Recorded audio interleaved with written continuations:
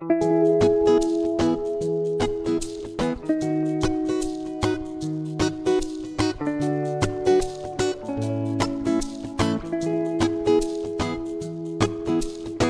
विद्यार्थी मित्रांनो, आज आपण नोव्हेंबर 2020 मध्ये जो फिजिक्सचा क्वेश्चन पेपर HSC बोर्डाचा आला होता त्याचा अभ्यास करणार आहोत. त्याचा एक आढावा घेणार आहोत. कशा पद्धतीने प्रश्न विचारले होते आणि त्याची सोल्युशन्स आपल्याला कशा पद्धतीने देता येतील याचा विचार आपण या सेशनमध्ये करणार आहोत.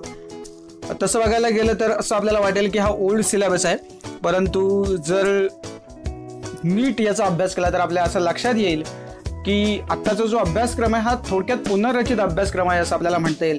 जवळपास 90% जो सिलेबस आहे किंवा अभ्यासक्रम जो आहे तो आपल्या जुन्या सिलेबस प्रमाणेच आहे. केवळ 10% सिलेबस हा जो आहे तो थोडासा काही भाग वगळला गेलाय, काही नवीन भाग आपल्यात ॲड केला गेला. अशा पद्धतीची या आपल्या अभ्यासक्रमाची संरचना करण्यात आलेली आहे आणि त्यामुळे याच्यातले जे क्वेश्चन्स आहेत हे डेफिनेटली आपल्याला या आपल्या नवीन सिलेबसमध्ये सुद्धा आपल्या पुस्तकामध्ये दिसतील आणि त्यामुळे याचा अभ्यास करणं आपल्याला क्रमप्राप्त ठरणार आहे. आणि म्हणून आज आपण बघणार आहोत आजच्या या सेशनमध्ये नोव्हेंबर 2020 मधला फिजिक्सचा क्वेश्चन पेपर आणि त्याची प्रॉपर सोल्युशन्स.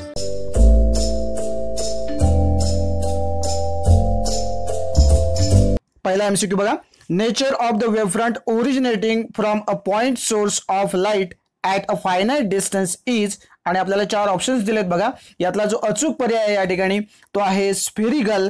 कारण आपल्याला माहिती आहे की ॲट व्हेरी लॉंग डिस्टन्स जर बघितलं म्हणजे आपण इन्फायनाइट डिस्टन्स म्हणू शकतो, तर त्या ठिकाणी काय होईल, जो काही स्फेरिकल जे नेचर आहे जेव्हा जसं आपण लांब जाऊ तसं तो आपल्याला एकदम प्लेन वेवफ्रंट दिसतो आणि त्यामुळे ॲट व्हेरी लॉंग डिस्टन्स किंवा इन्फायनाइट डिस्टन्स आपण असं म्हणतो की आपल्याला जो वेवफ्रंट मिळतो तो प्लेन वेवफ्रंट आहे, पण फायनाइट डिस्टन्सवरती जो आपल्याला वेवफ्रंट मिळणार आहे तो स्फेरिकल वेवफ्रंट असणार आहे.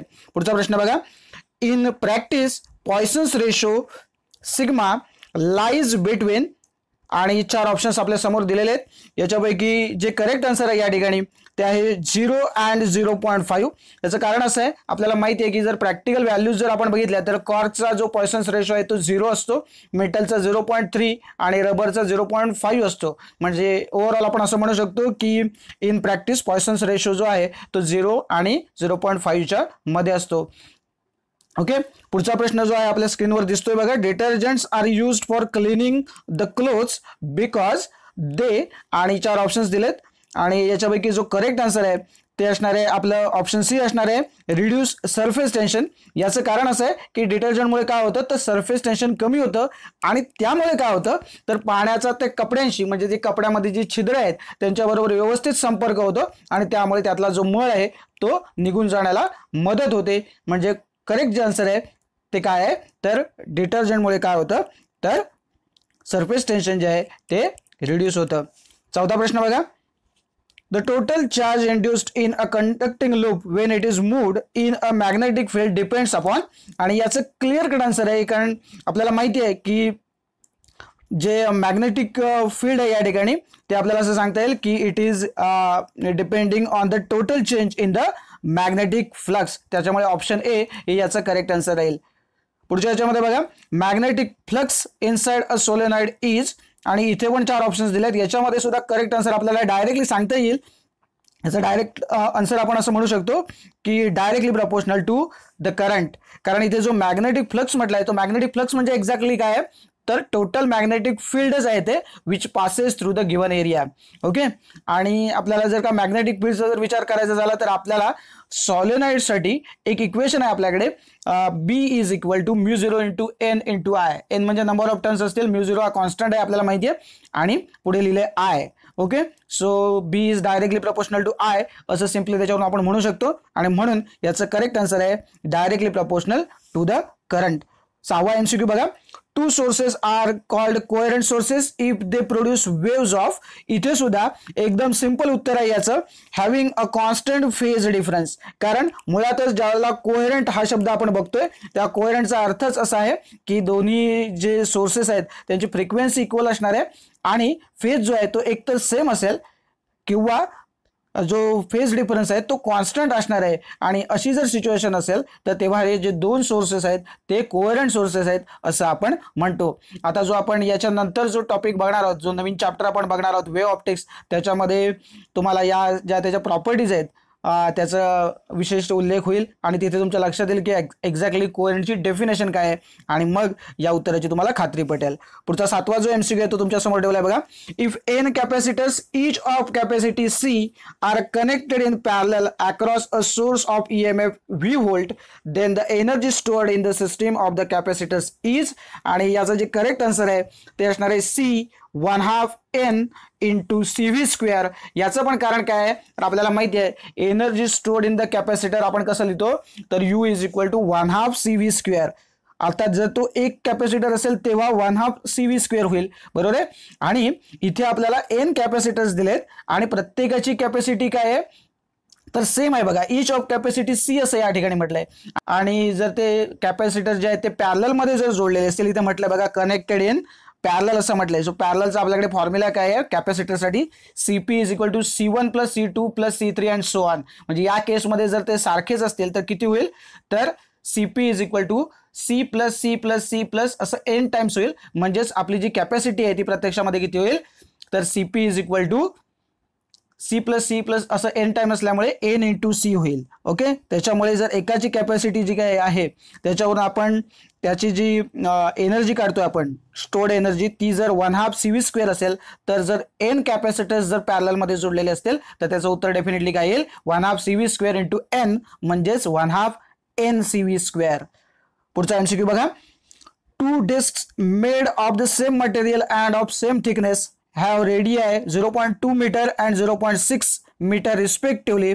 Ratio of their moment of inertia about the perpendicular axis passing through the center of mass is, आणि आपल्याला याचं उत्तर जे सांगायचंय याचं उत्तर डेफिनेटली काय असणार आहे जर तुम्ही नीट विचार केलात तर याचं उत्तर असणार आहे 1:81. आता त्याचं कारण फक्त काय ते तुम्हाला सांगतो.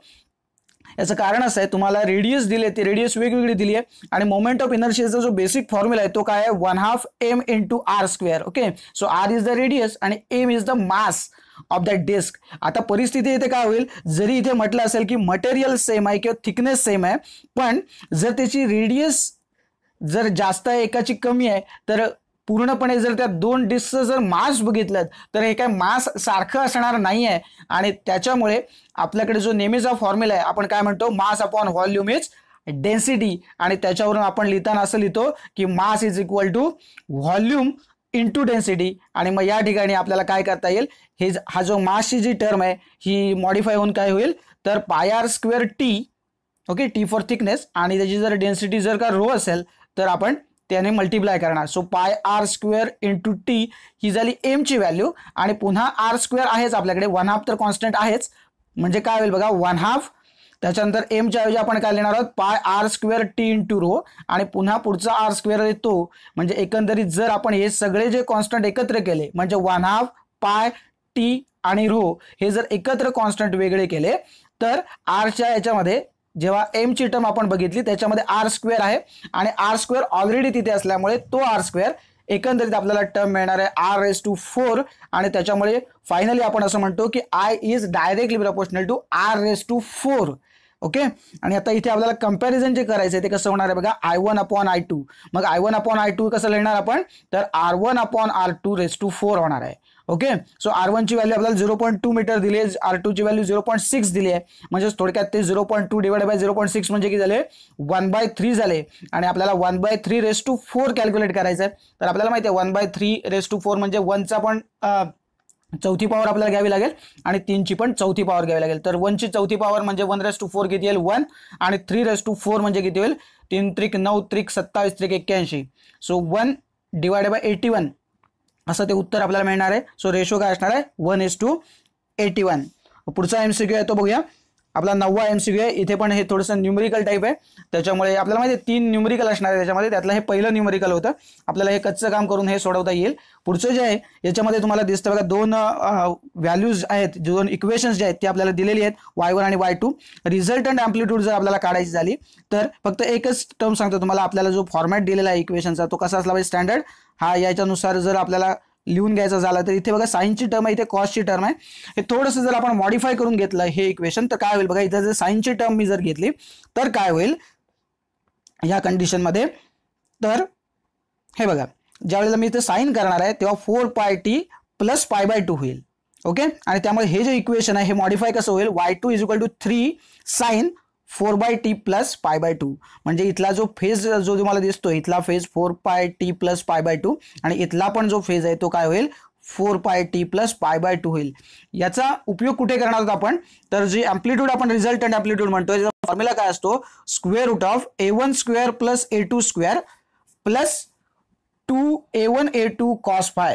ओके, तर आता तुम्हाला a1 तुम्हाला दिसतो इथे, a1 ची व्हॅल्यू किती आहे 4 आहे आणि a2 ची व्हॅल्यू किती आहे 3 आहे. ओके, सो a1² किती झाला, तर 4 चा स्क्वेअर म्हणजे 16 झाला. त्याच्यानंतर a2² जो आहे तो 3 आहे, म्हणजे 3² म्हणजे तो 9 आहे ऍक्च्युअली a2², a2 ची व्हॅल्यू 3 आहे आणि त्याच्यानंतर प्लस काय म्हटलंय आपण 2a1 a2 cos phi. आता मी तुम्हाला सांगितलं की फाय जो फेज आहे तो काय आहे, दोघांचाही सेम आहे. याचा अर्थ फेज डिफरन्स किती आहे, तर 0 आहे, बरोबर आहे.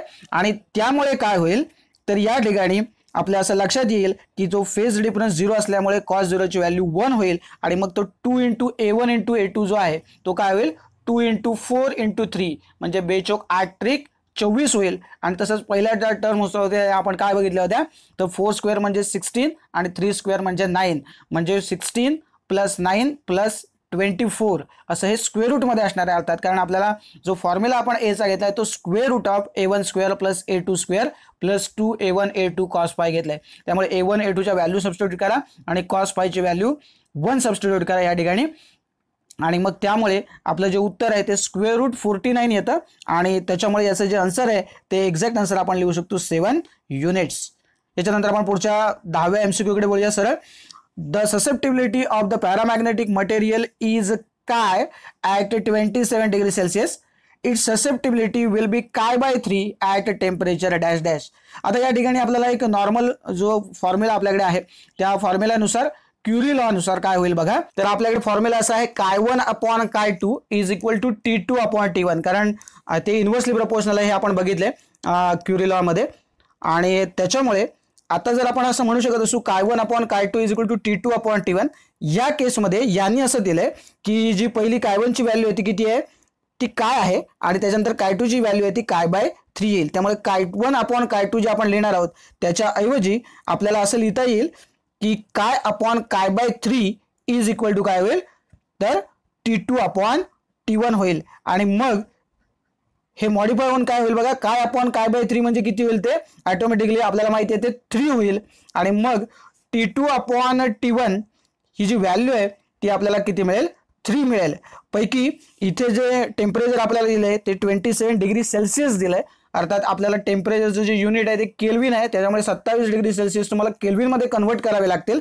म्हणजे याचा अर्थ किती होईल, त्याचं उत्तर जे आहे ते 300 केल्विन येईल. ॲक्च्युली 273.15 इतके आपण ऍड करतो, पण राऊंड फिगरमध्ये 273 आपण ऍड करतो. त्याच्यामुळे 27 + 273 म्हणजे जी व्हॅल्यू आहे आपली ती T1 ची व्हॅल्यू आपली 300 केल्विन असणार आहे. आणि त्याच्यामुळे आपण हे असं लिहू शकतो की 3 = T2/300. कारण आपण बघितलं की 3 = T2/T1 आणि T1 तर या ठिकाणी आपल्याला दिलाय की 27 डिग्री सेल्सिअस म्हणजे 300 केल्विन दिलाय. म्हणजे T2 ची व्हॅल्यू किती होईल मग, तर 3 × 300 होईल आणि ती होईल 900 केल्विन. Okay, so 900 kelvin. पण इथे आपल्याला जे चारही ऑप्शन्स दिलेत ते आहेत डिग्री सेल्सिअसमध्ये. सो डिग्री केल्विनचं जे कन्व्हर्जन आपल्याला डिग्री सेल्सिअसमध्ये कन्वर्ट करायचं असेल तर मगाशी जसं आपण 27 मध्ये 273 ॲडअप केले होते तसंच आपल्याला 900 मधून 273 सबट्रॅक्ट करावे लागतील, वजा करावे लागतील आणि मग याचं उत्तर आपल्याला मिळेल 900 - 273 म्हणजेच 627 डिग्री सेल्सिअस. सो अशा तऱ्हेने आपण हा जो पहिला क्वेश्चन जो आहे त्याच्यामध्ये 10च्या 10 MCQs जे आहेत ते बघितलेले आहेत. मला असं वाटतंय की तुम्हाला या सगळ्या प्रश्नांची उत्तरं मिळालेली आहेत, व्यवस्थित एक्सप्लेनेशन मी दिले. याच्या व्यतिरिक्त काही जर काही क्वेरी असतील तर डेफिनेटली तुम्ही मला माझ्या ईमेल ID वरती या शंका विचारू शकता किंवा कमेंट बॉक्समध्ये सुद्धा लिहू शकता. आता आपण बोलूया आपल्या पुढच्या प्रश्नाकडे. याच सेक्शन मधला आपला पुढचा प्रश्न आहे क्वेश्चन नंबर 2, ज्याच्यामध्ये आपल्याला व्हेरी शॉर्ट आन्सर म्हणजे 1 गुणांसाठी हा जो प्रश्न आहे पूर्णपणे त्याच्यामुळे मोजक्या शब्दात तुम्हाला उत्तर द्यायचं, पूर्ण वाक्यात उत्तर द्या असं म्हटलेलं नाहीये. तर एक शब्द किंवा 2-3 शब्द याच्यामध्ये जर तुम्हाला उत्तर देणं शक्य असेल तर तुम्हाला या ठिकाणी द्यायचं आहे. तर इथे पहिला प्रश्न आहे dimensions of emissive power of the body. So त्याचे डायमेन्शन्स जे आहेत ते क्लिअर कट आहेत, त्याच्यामुळे हे तुम्हाला माहीत असतील. तर हे तुम्हाला डायरेक्ट लिहून टाकायचे आहेत. M1 असणार आहे, L0 असणार आहे आणि T⁻⁻3. त्यानंतर पुढे त्यांनी विचारलं आहे write the mathematical equation of Kirchhoff's law off voltage. So व्होल्टेजचा किर्चॉफ्स लॉ लिहायचा आहे आपल्याला. ओके, सो त्याचं स्टेटमेंट पण मी तुमच्या समोर ठेवतोय, मॅथमॅटिकल इक्वेशन. त्याच्यानंतर तिसरा जो प्रश्न विचारलाय त्यांनी, what is the phase difference between AC EMF and current flowing through the purely resistive circuit. तर याच्यामध्ये जो काही फेज डिफरन्स असतो तो 0 असतो. They are in the same phase आणि म्हणून phase difference is equal to 0. त्यांनी फेज डिफरन्स विचारलाय म्हणून नुसतं 0 लिहिलं तरी हरकत नाही, phase difference is equal to 0 असं लिहिलात तरी हरकत नाही. पुढचा जो प्रश्न आहे त्याच्यामध्ये काय विचारलं बघा, what is the effect of intensity of incident light on maximum kinetic energy of emitted photo electrons.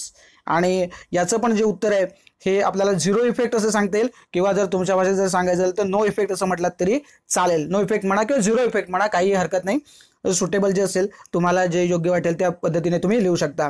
पुढचा प्रश्न बघा, if pentavalent impurity is added in pure silicon what type of semiconductor is formed.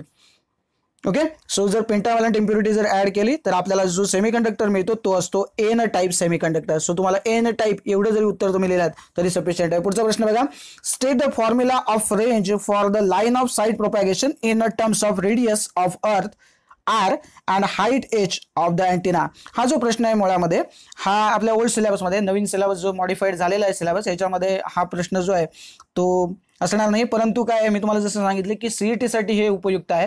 त्याच्यामुळे कुठल्याही प्रकारच्या नीट म्हणा, JEE म्हणा किंवा MHT CET म्हणा, या सगळ्या परीक्षांसाठी हे आपल्याला उपयोगी पडू शकतं. म्हणून याचं उत्तर आपल्याला माहीत असणं गरजेचं आहे. जो जुना सिलेबस आहे त्याच्यामध्ये स्ट्रेट फॉरवर्ड हा फॉर्म्युला दिलेला होता. तो फॉर्म्युला आहे D is equal to square root of 2RH. Okay, पुढचा प्रश्न आहे तो जो आहे तो न्यूमेरिकल आहे. जे शेवटचे 2 न्यूमेरिकल विचारायचे असतात. न्यूमेरिकल मध्ये फक्त एक गोष्ट तुम्हाला सांगून ठेवतो, ही जे 1-1 मार्काचे न्यूमेरिकल आहेत याच्यामध्ये तुम्ही फक्त उत्तर लिहिणं अपेक्षित आहे, उत्तर आणि त्याचं युनिट. ओके, 1 मार्कासाठी तुम्हाला हे जे सगळे जे सोल्युशन काढायचं हे कच्चं काढू शकता तुम्ही किंवा मनातल्या मनात काढू शकता आणि डायरेक्ट त्याचं उत्तर तुम्ही इथे लिहिणं अपेक्षित आहे 1 गुणासाठी. ओके, त्यामुळे पूर्णच्या पूर्ण हे गणित तुम्ही इथे सोडवून दाखवणं अपेक्षित नाही आहे. तर याचं जे उत्तर आहे हे उत्तर आहे 0.04 सेकंड. आता प्रश्न राहिला की याचं उत्तर हे आलं कसं, तर ते फक्त थोडक्यात तुम्हाला समजावून सांगतो. त्याचं कारण आहे एक सिंपल की y इज इक्वल टू आपल्याकडे एक फॉर्म्युला आलाय, इक्वेशन आलंय 5 sin π/2 100t - x, बरोबर आहे. आणि त्यांनी पिरियड विचारलाय आपल्याला, बाकी ते मीटरमध्ये आहे वगैरे आणि टाइम सेकंडमध्ये आहे असं म्हटलंय. हे जे इक्वेशन आहे ना, आपला फॉर्मॅट काय आहे, a sin 2π नंतर T/T -x/λ असा तो फॉर्मॅट असतो आपला. आणि यांनी जे इक्वेशन दिलंय याच्यामध्ये हा साईनचा जो अँगल आहे हा π/2 लिहिलाय. आपल्याला किती पाहिजे, तर 2π पाहिजे. आणि म्हणून आपल्याला काय करावं लागेल, तर या ब्रॅकेटमधून 4 कॉमन घ्यावा लागेल. जेव्हा 4 आपण इथे बाहेरच्या साईडला घेऊ तेव्हा π/2 × 4 जर केलात तर इथे 2π मिळेल.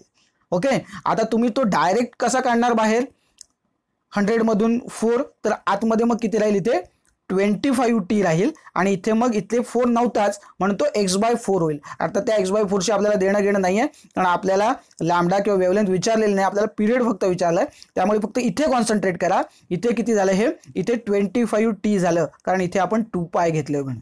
ओके, 4 आपण बाहेर घेतलेत. ओके, सो 25t आलं. आणि मी तुम्हाला सांगितलं ही टर्म काय होती, small t upon capital T. ती टर्म किती म्हणतोय आपण, 25t. आणि जर 25t म्हणजेच T अपॉन कॅपिटल T, याचाच अर्थ मग काय झाला, तर 1/t जो शिल्लक राहणार आहे तो 1/ कॅपिटल T म्हणजे किती आहे, 25 आहे. आणि म्हणून जर T काढायचा झाला तर आपण हे क्रॉस जर नेले, 25 जर इकडे डिनॉमिनेटरला आणि T जर न्यूमरेटरला इकडच्या साईडला नेले तर आपण काय लिहू शकतो, T is equal to 1/25.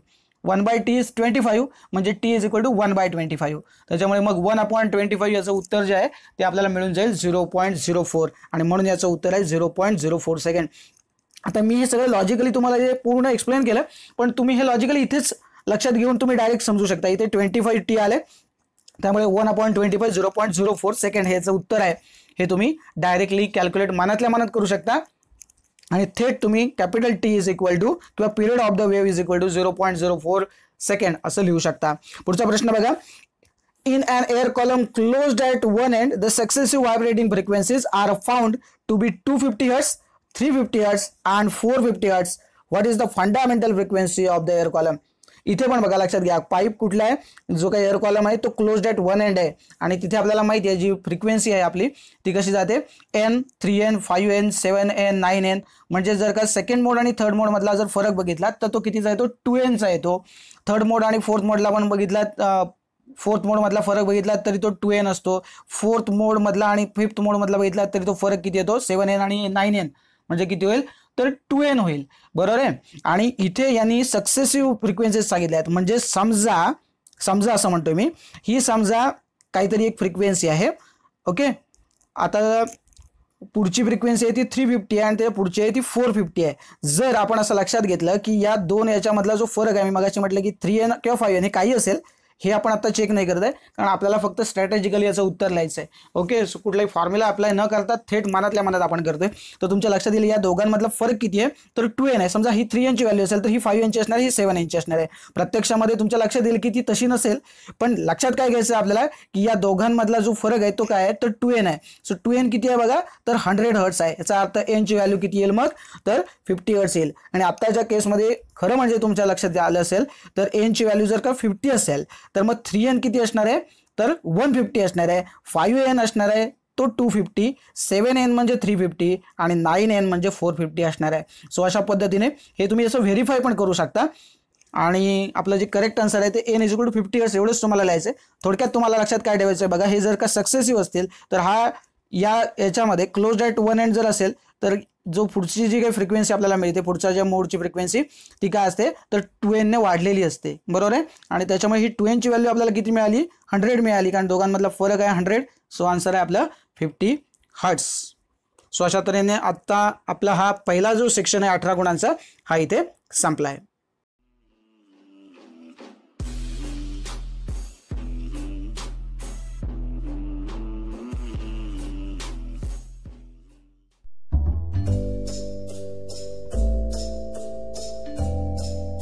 Section बी जो आहे तो एकूण 16 गुणांचा आहे, ज्याच्यामध्ये तुम्हाला 8 प्रश्न अटेम्प्ट करायचे. एकूण 12 प्रश्न आहेत. क्वेश्चन नंबर 3 पासून क्वेश्चन नंबर 14 पर्यंत आपल्याला हे प्रश्न मिळणार आहेत, ज्याच्यामध्ये 7 थेरी क्वेश्चन्स असणार आहेत आणि 5 न्यूमरिकल असणार आहेत. तर 2 गुणांसाठी जो प्रश्न विचारला त्यातला जो पहिलाच प्रश्न आहे तो ग्रॅव्हिटेशन मधला आहे, तुमच्या समोर स्क्रीनवर दिसतोय. याचा अभ्यास जर तुम्हाला करायचा असेल तर मी तुम्हाला सांगितलं तसं सीईटी साठी उपयोगात येऊ शकतो, तर करायला हरकत नाही. परंतु आपल्याला माहिती आहे की हा जो सिलेबस आहे किंवा हा जो चॅप्टर आहे ग्रॅव्हिटेशन हा आपण 11वी मध्ये शिकलोय, त्यामुळे याचं उत्तर मी तुम्हाला समोर देतोय. पण हे ओल्ड सिलेबस मधलं आहे, त्यामुळे मी ते मेन्शन करून ठेवतो की हे ओल्ड सिलेबस मधलं आहे. आणि त्याच्यामुळे जर तुम्हाला याचं उत्तर हवं असेल तर तुम्ही हे लिहून ठेवू शकता तुमच्या स्क्रीनवर जे दिसतंय ते, आणि उपयोगात तुम्हाला कुठेतरी सीईटी, नीट किंवा जेईईच्या अभ्यासात येऊ शकतं. आणि पुढे पण तुम्हाला याचं उत्तर जे पूर्ण आहे ते तुमच्या समोर ठेवलंय, पण मी मेन्शनवरती करून ठेवतोय की हा ओल्ड सिलेबस आहे. ओके, सो इथे मार्किंग मी करून ठेवलंय. आणि इथपर्यंत आपण आलोय. क्वेश्चन नंबर 4 कडे वळूया, पुढच्या प्रश्नाकडे. Distinguish between centripetal force and centrifugal force. Okay, so centripetal force आणि सेंट्रीफ्युगल फोर्स मधले फरक विचारलेत आपल्याला. 2 गुणांसाठी प्रश्न आहेत, 2च फरकांचे मुद्दे आपल्याला हवेत, पण अचूक लिहा. पहिला जो फरकाचा मुद्दा दोन्ही साईडचा बरोबर असेल, दोन्ही मुद्दे या साईडचा पण आणि या साईडचा बरोबर असेल तेव्हा तुम्हाला 1 मार्क मिळणार आहे. आणि हे पण जेव्हा दोन्ही साईडचे मुद्दे बरोबर असणार तेव्हा 1 गुण मिळणार आहे. तुम्हाला असं वाटेल की हे बरोबर आहे आणि हे चुकीचं लिहिलंय तर 0 मार्क मिळणार आहे, लक्षात घ्या. त्यामुळे 2 पॉईंट्स आहेत, दोन्ही व्यवस्थित लिहून घ्या. हे दोन्ही साईडच्या ही जी लाईन्स आहेत या बरोबर लिहिल्यात तर या पहिल्या कॉलमसाठी किंवा पहिल्या फरकाच्या मुद्द्यांसाठी तुम्हाला 1 गुण मिळणार आहे आणि दुसऱ्या पॉईंटसाठी तुम्हाला 1 गुण मिळणार आहे. अशा पद्धतीने हे 2 मार्काचं डिस्ट्रीब्युशन या ठिकाणी राहणार आहे. पुढचा प्रश्न बघूया. क्वेश्चन नंबर 5 बघा काय आहे. What do you mean by radius of gyration of a body about a given axis state its SI unit and dimensions. Okay, इथे या ठिकाणी मी तुम्हाला एक गोष्ट सांगू इच्छितो. What do you mean by radius of gyration असं यांनी म्हटलंय. याचा अर्थ असा आहे की रेडियस ऑफ गायरेशन बद्दल काय कळलंय हे तुम्हाला सांगायचंय. ओके, त्याच्यामुळे रेडियस ऑफ गायरेशनची डेफिनेशन एक्झॅक्ट शब्दात लिहिणं अपेक्षित नाही. जेव्हा परीक्षेमध्ये डिफाईन रेडियस ऑफ गायरेशन असं असेल तेव्हा तुम्हाला अचूक पुस्तकामधली जी डेफिनेशन आहे ती लिहावी लागेल. या ठिकाणी तुम्हाला जे कळले ते तुम्ही लिहू शकता. अर्थात या ठिकाणी आपल्याकडे जी डेफिनेशन आहे तीच मी तुमच्या समोर ठेवली आहे, पण केवळ आणि केवळ डेफिनेशनच लिहावी असं काही नाही. जे तुम्हाला कळले ते तोडकं मोडकं तुम्ही लिहू शकता, जेणेकरून तुम्हाला एक पैकी अर्धा गुण तरी मिळू शकतो. जर करेक्ट आपल्याला हवं असेल तर डेफिनेशन आपल्याकडे आहेच, ती लिहायची नाही असं कुठे लिहिलेलं नाही, पण मी तुम्हाला सांगितलं की तीच हवी असं नाही. ओके, सो या डेफिनेशनला तुम्हाला 1 गुण मिळेल. आणि रेडियस आहे त्यामुळे एसआय युनिट त्याचं मीटर आहे, हे लिहिल्यानंतर तुम्हाला अर्धा गुण मिळेल. आणि त्याचे डायमेन्शन आपल्याला माहिती आहे मीटर असल्यामुळे मग L1 असणार आहे आणि M0 आणि T0 असणार आहेत. सो डायमेन्शन्स लिहिलेत की त्याला अर्धा गुण मिळणार आहे. अशा पद्धतीने हे 2 मार्काचं डिस्ट्रीब्युशन राहील. पुढचा प्रश्न बघा, deduce the expression for the resonant frequency of series LCR circuit. आणि या ठिकाणी आपल्याला उत्तर देताना सगळ्यात महत्त्वाची जी गोष्ट आहे, पहिला मी पॉईंट इथे नोट डाऊन करून तुम्हाला दाखवलं आहे. तुम्ही जेव्हा XL = XC हे मेन इक्वेशन आहे आपलं, जे तिथे वरती लिहिले बरोबर, ते XL = XC असं जेव्हा तुम्ही लिहाल, हे दोन कम्पॅरेटिव्हली आपल्याला इक्वेट करायचे आहेत, त्यावेळेला मग तुम्हाला इथे अर्धा गुण मिळेल. पहिली जी स्टेप तुम्हाला या ठिकाणी दिसते त्या ठिकाणी याला अर्धा गुण मिळेल. त्याच्यानंतर या XL आणि XCच्या व्हॅल्यू इथे सबस्टिट्यूट केल्या आपण. त्याच्यानंतर हा बघा या ठिकाणी काय होईल, हा ओमेगा जो आहे हा या ठिकाणी घेतला आणि ω² = 1/LC झालाय. इथपर्यंत तुम्हाला अजिबात मार्क मिळणार नाही, इथे अर्धा गुण मिळालेला आहे. पुढची स्टेप जी आहे ओमेगाची व्हॅल्यू जेव्हा आपण याचे स्क्वेअर रूट घेऊ तेव्हा आपल्याला मिळेल, तर या स्टेपला तुम्हाला इथे अर्धा मार्क मिळेल. त्याच्यानंतर इथे परत एकदा इथे अर्धा मार्क मिळेल आणि त्यानंतर FRचं जे फायनल इक्वेशन आपल्याला मिळालं तिथे अर्धा मार्क मिळेल. ओके, काही वेळेला असं होईल की या स्टेपला मार्क न देता फायनल इक्वेशनलाच 1 गुण दिला जाईल. सो ते प्रत्येक वेळेला फ्लक्च्युएटिंग राहतं, पण साधारणपणे या पद्धतीने तुम्हाला याची मार्किंग स्कीम असणार आहे. पुढचा प्रश्न बघा, डिफाईन मॉड्युलेशन अँड ट्रान्सड्यूसर. हा सुद्धा जो प्रश्न आहे तो कम्युनिकेशन सिस्टम्समधून आलेला आहे आणि हे आपण गेल्या वर्षी बघितले. मॉड्युलेशन आणि ट्रान्सड्यूसरच्या ज्या दोन्ही डेफिनेशन आहेत त्या तुमच्या समोर ठेवल्यात, पण पुन्हा एकदा रिमाइंडर देतो की या ज्या 2 डेफिनेशन आपल्याला या ठिकाणी दिसत आहेत ह्या ओल्ड सिलेबसमधून आहेत. म्हणजे हा दुसरा प्रश्न आत्तापर्यंत प्रश्नपत्रिकेत आपल्याला असा मिळाला की जो सिलेबसमधून म्हणजे आत्ताच्या या आपल्या परीक्षेसाठी बोर्ड परीक्षेसाठी वगळला गेलाय, CET आणि याच्यासाठी तो तसाच तिथे राहणार आहे, याची तुम्ही नोंद घ्या. ओके, पुढचा प्रश्न बघा, क्वेश्चन नंबर 8 आहे, represent graphically the variation of KE, P and T of the particle performing SHM with respect to the displacement. So पुस्तकामध्ये आपल्या ही डायग्राम आहेच, मी जरा वेगळ्या पद्धतीची डायग्राम तुमच्या समोर ठेवतोय. डायग्रामला तुम्हाला 1 मार्क राहील, म्हणजे जो काही ग्राफ आहे तो, आणि त्याचं जे लेबलिंग कराल तुम्ही त्याला 1 मार्क असणार आहे. सो या ठिकाणी तुम्हाला दिसतंय बघा, हा जो कर्व आहे B पासून इकडे गेला आणि A पर्यंत आलाय, इथे EK लिहिले. सो इकडून हा इकडे जाणारा जो कर्व आहे हा EK म्हणजे कायनेटिक एनर्जीचा कर्व आहे, आणि हा इकडून हा बघा इथे EP दिसतोय. सो E पासून इकडून हा जो आला इथे 0 आणि इकडे E, हा जो आहे हा PEP म्हणजे पोटेन्शियल एनर्जीचा कर्व आहे. ओके, आणि अशा पद्धतीने जर तुम्ही बघितलात तर तुमच्या एक गोष्ट लक्षात येईल, इथे जो EK आहे तो इथे जेव्हा 0 असणार आहे तेव्हा पोटेन्शियल एनर्जी किती असणार आहे, ते मॅक्सिमम झाली आहे बघा. पुढच्या स्टेपला इथे तुम्हाला काय मिळेल, दोघांची व्हॅल्यू इथे छेदली आहे, त्याचा अर्थ EK आणि P सेम आहेत. पुढच्या स्टेपला इथे जर तुम्ही गेलात या पोझिशनला तर तुम्हाला काय दिसतंय, तर इथे ही EP ची व्हॅल्यू 0 आहे आणि EK ची व्हॅल्यू मॅक्सिमम आहे. अशा पद्धतीने हा जो कर्व आहे, सो या पद्धतीने नावं द्या. तुम्हाला कायनेटिक एनर्जी असं लिहायचं असेल तर लिहून टाका कायनेटिक एनर्जी कर्व, किंवा इथे पोटेन्शियल एनर्जी कर्व असं जरी लिहिलात तरी हरकत नाही. सो अशा पद्धतीने ग्राफला 1 मार्क असणार आहे आणि त्याच्या लेबलिंगला आपल्याला 1 मार्क असणार आहे. पुढचा जो प्रश्न आहे, explain why astronaut in an orbiting satellite has the feeling of weightlessness. हा सुद्धा जो प्रश्न आहे हा ग्रॅव्हिटेशन मधला आहे, आपण गेल्या वर्षी बघितलाय. त्याचं उत्तर फक्त तुमच्या समोर ठेवतो बघा. का आहे ही ती सिच्युएशन आहे, आपल्याला माहित असावं, पुन्हा एकदा रिमाइंडर म्हणून, पण लक्षात ठेवा की हा ओल्ड सिलेबसचा क्वेश्चन आहे. ओके, याच्यानंतर आपण बोलूया आपल्या 10व्या क्वेश्चनकडे, जे आहे न्यूमरिकल. ओके, इथून आपल्याला दिसेल की न्यूमरिकल स्टार्ट होत आहेत बघा. Stretched sonometer wire is in unison with a tuning fork. When its length is increased by 4%, the number of beats heard per second is 6. Calculate the frequency of the fork. आणि या ठिकाणी आपल्याला marking scheme कशी असणार आहे ते सांगतो. तत्पूर्वी आपल्याला जे गिव्हन आहे हे सगळं लिहून घेऊया. बघा त्यांनी काय म्हटलंय ते तुम्हाला आधी एक्सप्लेन करतो. L1/L2 मी किती घेतले, तर 100/104 असं का घेतलंय, तर L2 ची किंमत जी आहे ती किती होईल मग 1.04 × L1. ओके, 4% वाढतंय असं म्हटलंय, तर L1 तुमची जर 100 होती तर L2 किती झाली, 4% वाढली म्हणजे 104 झाली. युनिट बद्दल आपण बोलत नाही, हा रेशो सांगतोय आपण. जर हे 100 मीटर असेल तर हे 104 मीटर होईल, हे जर 100 सेंटीमीटर असेल तर हे 104 सेंटीमीटर असेल. सो युनिट एकमेकांना कॅन्सल होतील नंतर, पण हा जो रेशो आहे त्याच्यावर तुम्ही असं म्हणू शकता की L2 = 1.04 × L1. ओके, त्याच्यानंतर आपण मेन बेसिक जे इथे लिहितोय बघा की number of beats heard per second is 6, तर N1 - N2 = 6 हे जर तुम्ही लिहिलं बरोबर तर तुम्हाला इथे अर्धा मार्क मिळणार आहे. त्याच्यानंतर हा जो फॉर्म्युला आहे या फॉर्म्युलाला तुम्हाला इथे अर्धा मार्क मिळून जाईल. N1L1 is equal to N2L2 याला अर्धा मार्क मिळेल आणि मग इथे सबस्टिट्यूशनला तुम्हाला अर्धा मार्क मिळेल आणि मग फायनल आन्सर युनिट सकट त्याला अर्धा मार्क मिळेल. किंवा मग जर मगाशी मी सांगितलं तसं N1 - N2 is equal to 6 त्याला जर अर्धा मार्क दिला, याला अर्धाच मार्क दिला फॉर्म्युल्याला, तर डायरेक्ट मध्ये कुठेही मार्क न देता इथे एक्झॅक्टली उत्तर विथ युनिट त्याला 1 मार्क आपल्याला मिळणार आहे. ओके, त्याच्यानंतर पुढच्या न्यूमेरिकलकडे जाऊया. बघा, at 27 degree Celsius 16 grams of oxygen occupies आणि तो जो व्हॉल्यूम आहे तो दिला आहे बघा. आणि या ठिकाणी प्रेशर आपल्याला कॅल्क्युलेट करायचं आहे. सो प्रेशरचा जो काही फॉर्म्युला आहे आपल्याकडे, तो फॉर्म्युला काय आहे त्याच्या आधी आपण हे सगळं गिवन जे आहे ते लिहून घेऊया आणि मग फॉर्म्युलाकडे वळूया. आता जो फॉर्म्युला आहे तो PV is equal to NRT आहे, आपल्याला माहिती आहे. त्याच्यामुळे हा जर फॉर्म्युला तुम्ही लिहिलात तर तुम्हाला याचा अर्धा गुण मिळेल. किंवा अगदी तुम्हाला पाहिजे म्हणून तो इथे अर्धा गुण न मिळता हाच फॉर्म्युला तुम्ही रिअरेंज करून लिहिणार आहेत. कारण आपल्याला माहिती आहे, हे बघा, एनच्या ऐवजी जर M/M जर सबस्टिट्यूट केला तर तुमचा हा मॉडिफाईड फॉर्म्युला कसा मिळतो, तर P is equal to M/M RT/V. Okay, ज्याला पुढचं काही सोडवता येणार नाही त्याने इथपर्यंत जर लिहिलं असेल P is equal to NRT तर त्याला त्याचा अर्धा गुण मिळेल. पण एरवी तो गुण आपण कुठे देऊ, तर इथे देऊ P इज इक्वल टू जे फायनल तुमचं मॉडिफाईड इक्वेशन येतं त्याला. सो याला अर्धा मार्क मिळेल. P इज इक्वल टू हे जे काय त्याच्यानंतर जे आपण व्हॅल्यूज पुटअप करू इथे, या व्हॅल्यू ज्या आपण सबस्टिट्यूट करणार आहोत त्याला अर्धा मार्क मिळेल आणि हे जे उत्तर आहे तुम्ही काढलेलं याला तुम्हाला 1 गुण मिळणार आहे. म्हणजे करेक्ट आन्सरचा अर्धा मार्क आणि युनिटचा अर्धा मार्क. पण इथे पण लक्षात ठेवा, जर तुमचं उत्तर चुकलं आणि युनिट बरोबर आहे तर अर्धा मार्क मिळणार नाही. Correct answer with correct unit असं असेल तर 1 गुण आणि correct answer with no unit असेल किंवा रॉंग युनिट असेल तर अर्धा मार्क मिळेल. पण जर युनिट बरोबर आहे पण उत्तर चुकलंय तर आपल्याला याचा मार्क मिळणार नाही. ओके, पुढच्या न्यूमेरिकलकडे वळूया.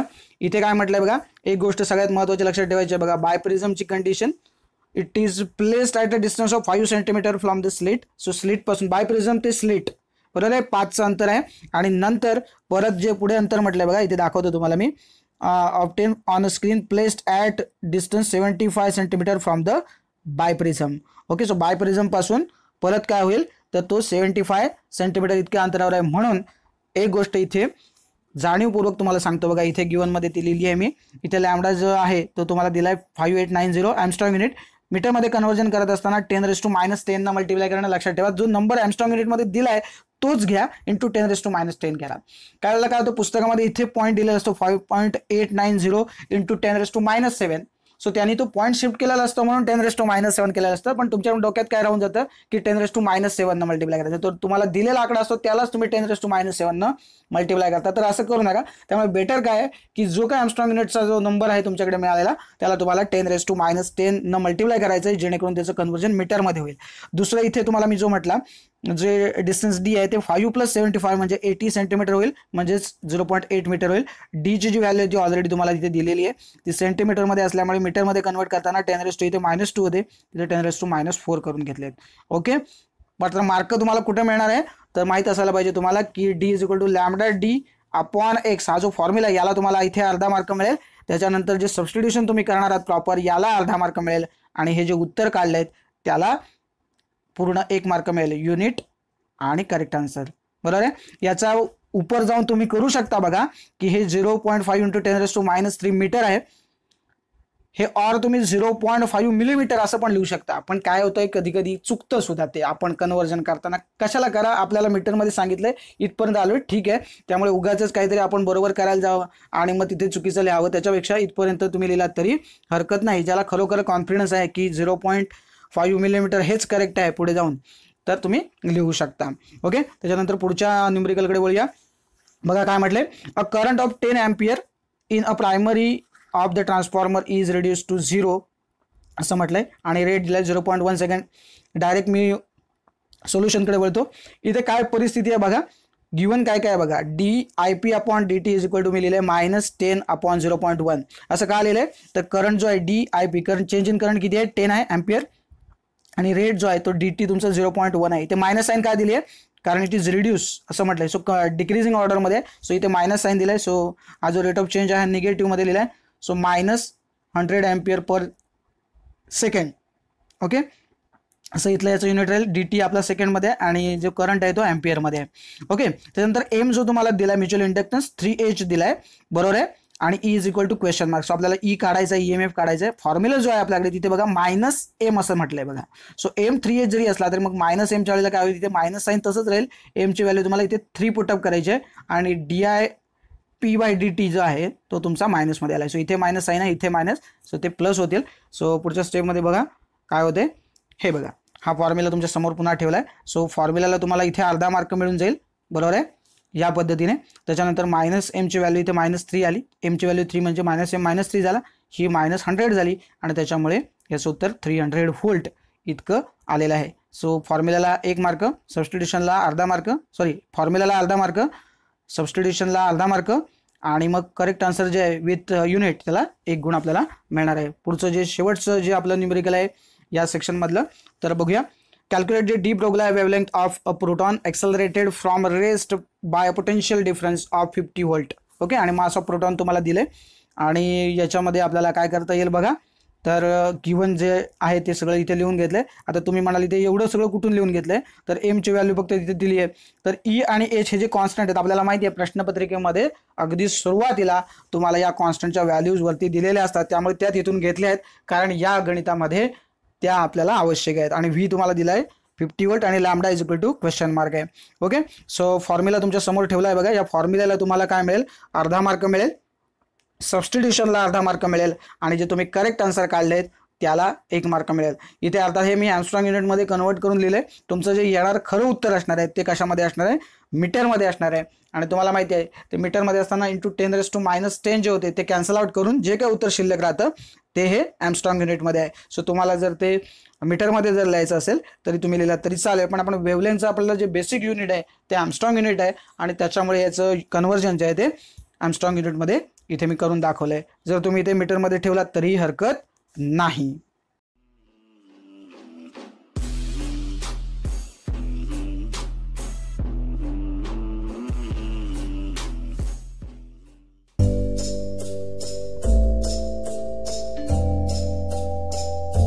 तर याही सेक्शनमध्ये तुम्हाला काय करायचंय, तर एकूण 8 प्रश्न सोडवायचे आहेत.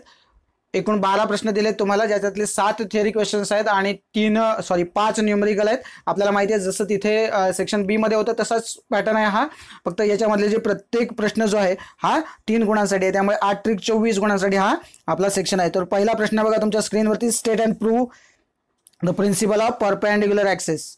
ओके, इथे आपल्याला मार्किंग स्कीम कशी आहे ते मी तुम्हाला सांगणार आहे, कारण आपण हे प्रिन्सिपल ऑफ परपेंडिक्युलर ॲक्सेसचा अभ्यास ऑलरेडी केलेला आहे. उत्तर मी तुमच्या समोर ठेवतोय. स्टेटमेंट जर तुम्ही व्यवस्थित लिहिला तर तुम्हाला या ठिकाणी 1 मार्क मिळणार आहे. त्याच्यानंतर जे एक्सप्लेनेशन आहे आणि डायग्राम आहे या सगळ्याला मिळून अर्धा मार्क आपण देऊ शकतो. त्याच्यामुळे स्टेटमेंट व्यवस्थित लिहा त्याला 1 मार्क मिळेल. डायग्राम विथ एक्सप्लेनेशन याला तुम्हाला अर्धा मार्क मिळेल. सो एक्सप्लेनेशन हे आहे जे तुमच्या समोर दिसते ते लिहा आणि ज्या प्रूफमध्ये तुम्ही एक डायग्राम काढणार आहात ते सगळं मिळून आपल्याला अर्धा मिळेल. कदाचित एक्सप्लेनेशनला मार्क मिळणार नाही, कदाचित डायरेक्ट आपण डायग्रामला याचा अर्धा मार्क देऊन टाकू शकतो. ओके, त्याच्यानंतर हे जे काही कॅल्क्युलेशन आपण केलंय Ix इज इक्वल टू ही जी टर्म आपल्याला मिळाली आहे y² dm, याला अर्धा मार्क देता येईल आपल्याला. सो याला अर्धा मार्क देऊ या पद्धतीने. आणि त्याच्यानंतर जर आपण x² ची पुढची जी टर्म आहे y ची टर्म, त्याच्यासाठी आपल्याला इथे अर्धा मार्क देता येईल. आणि याच्यानंतर इथे जर आपल्याला टोटल मार्क न देता आपण जो अर्धा मार्क आहे तो इथे देऊन टाकू आणि त्याच्यामुळे अशा पद्धतीने 3 गुण आपल्याला असे डिस्ट्रीब्यूट करता येतील. अर्थात मी तुम्हाला म्हटलं तसं की हे थोडंसं फ्लक्च्युएटिंग आहे, ज्याला जसं वाटेल तसं मार्किंग स्कीम प्रमाणे हे दिलेलं असतं. बोर्डाने जसे निर्धारित केले ज्या स्टेप्सला मार्क. अर्थात तुम्ही अल्टरनेटिव्ह मेथडने सुद्धा एखादा प्रूफ देऊ शकता, त्याच्यामुळे मग ते डिपेंड आहे, एक्झामिनर ते ठरवेल की कुठच्या स्टेपला कसे मार्क द्यायचे. पण जर तुम्ही तुमचा प्रूफ जर व्यवस्थित लिहिला असेल तर तुम्हाला डेफिनेटली त्याचे पैकीच्या पैकी गुण मिळणार आहेत. अर्थात डायरेक्ट तुम्ही लिहिलात हेन्स प्रूव्ड असं म्हणून डायरेक्ट तुम्हाला 3 मार्क मिळणार नाही आहेत, याची सुद्धा जाणीव असू द्या. पुढचा प्रश्न बघा, state and prove Gauss theorem in electrostatics.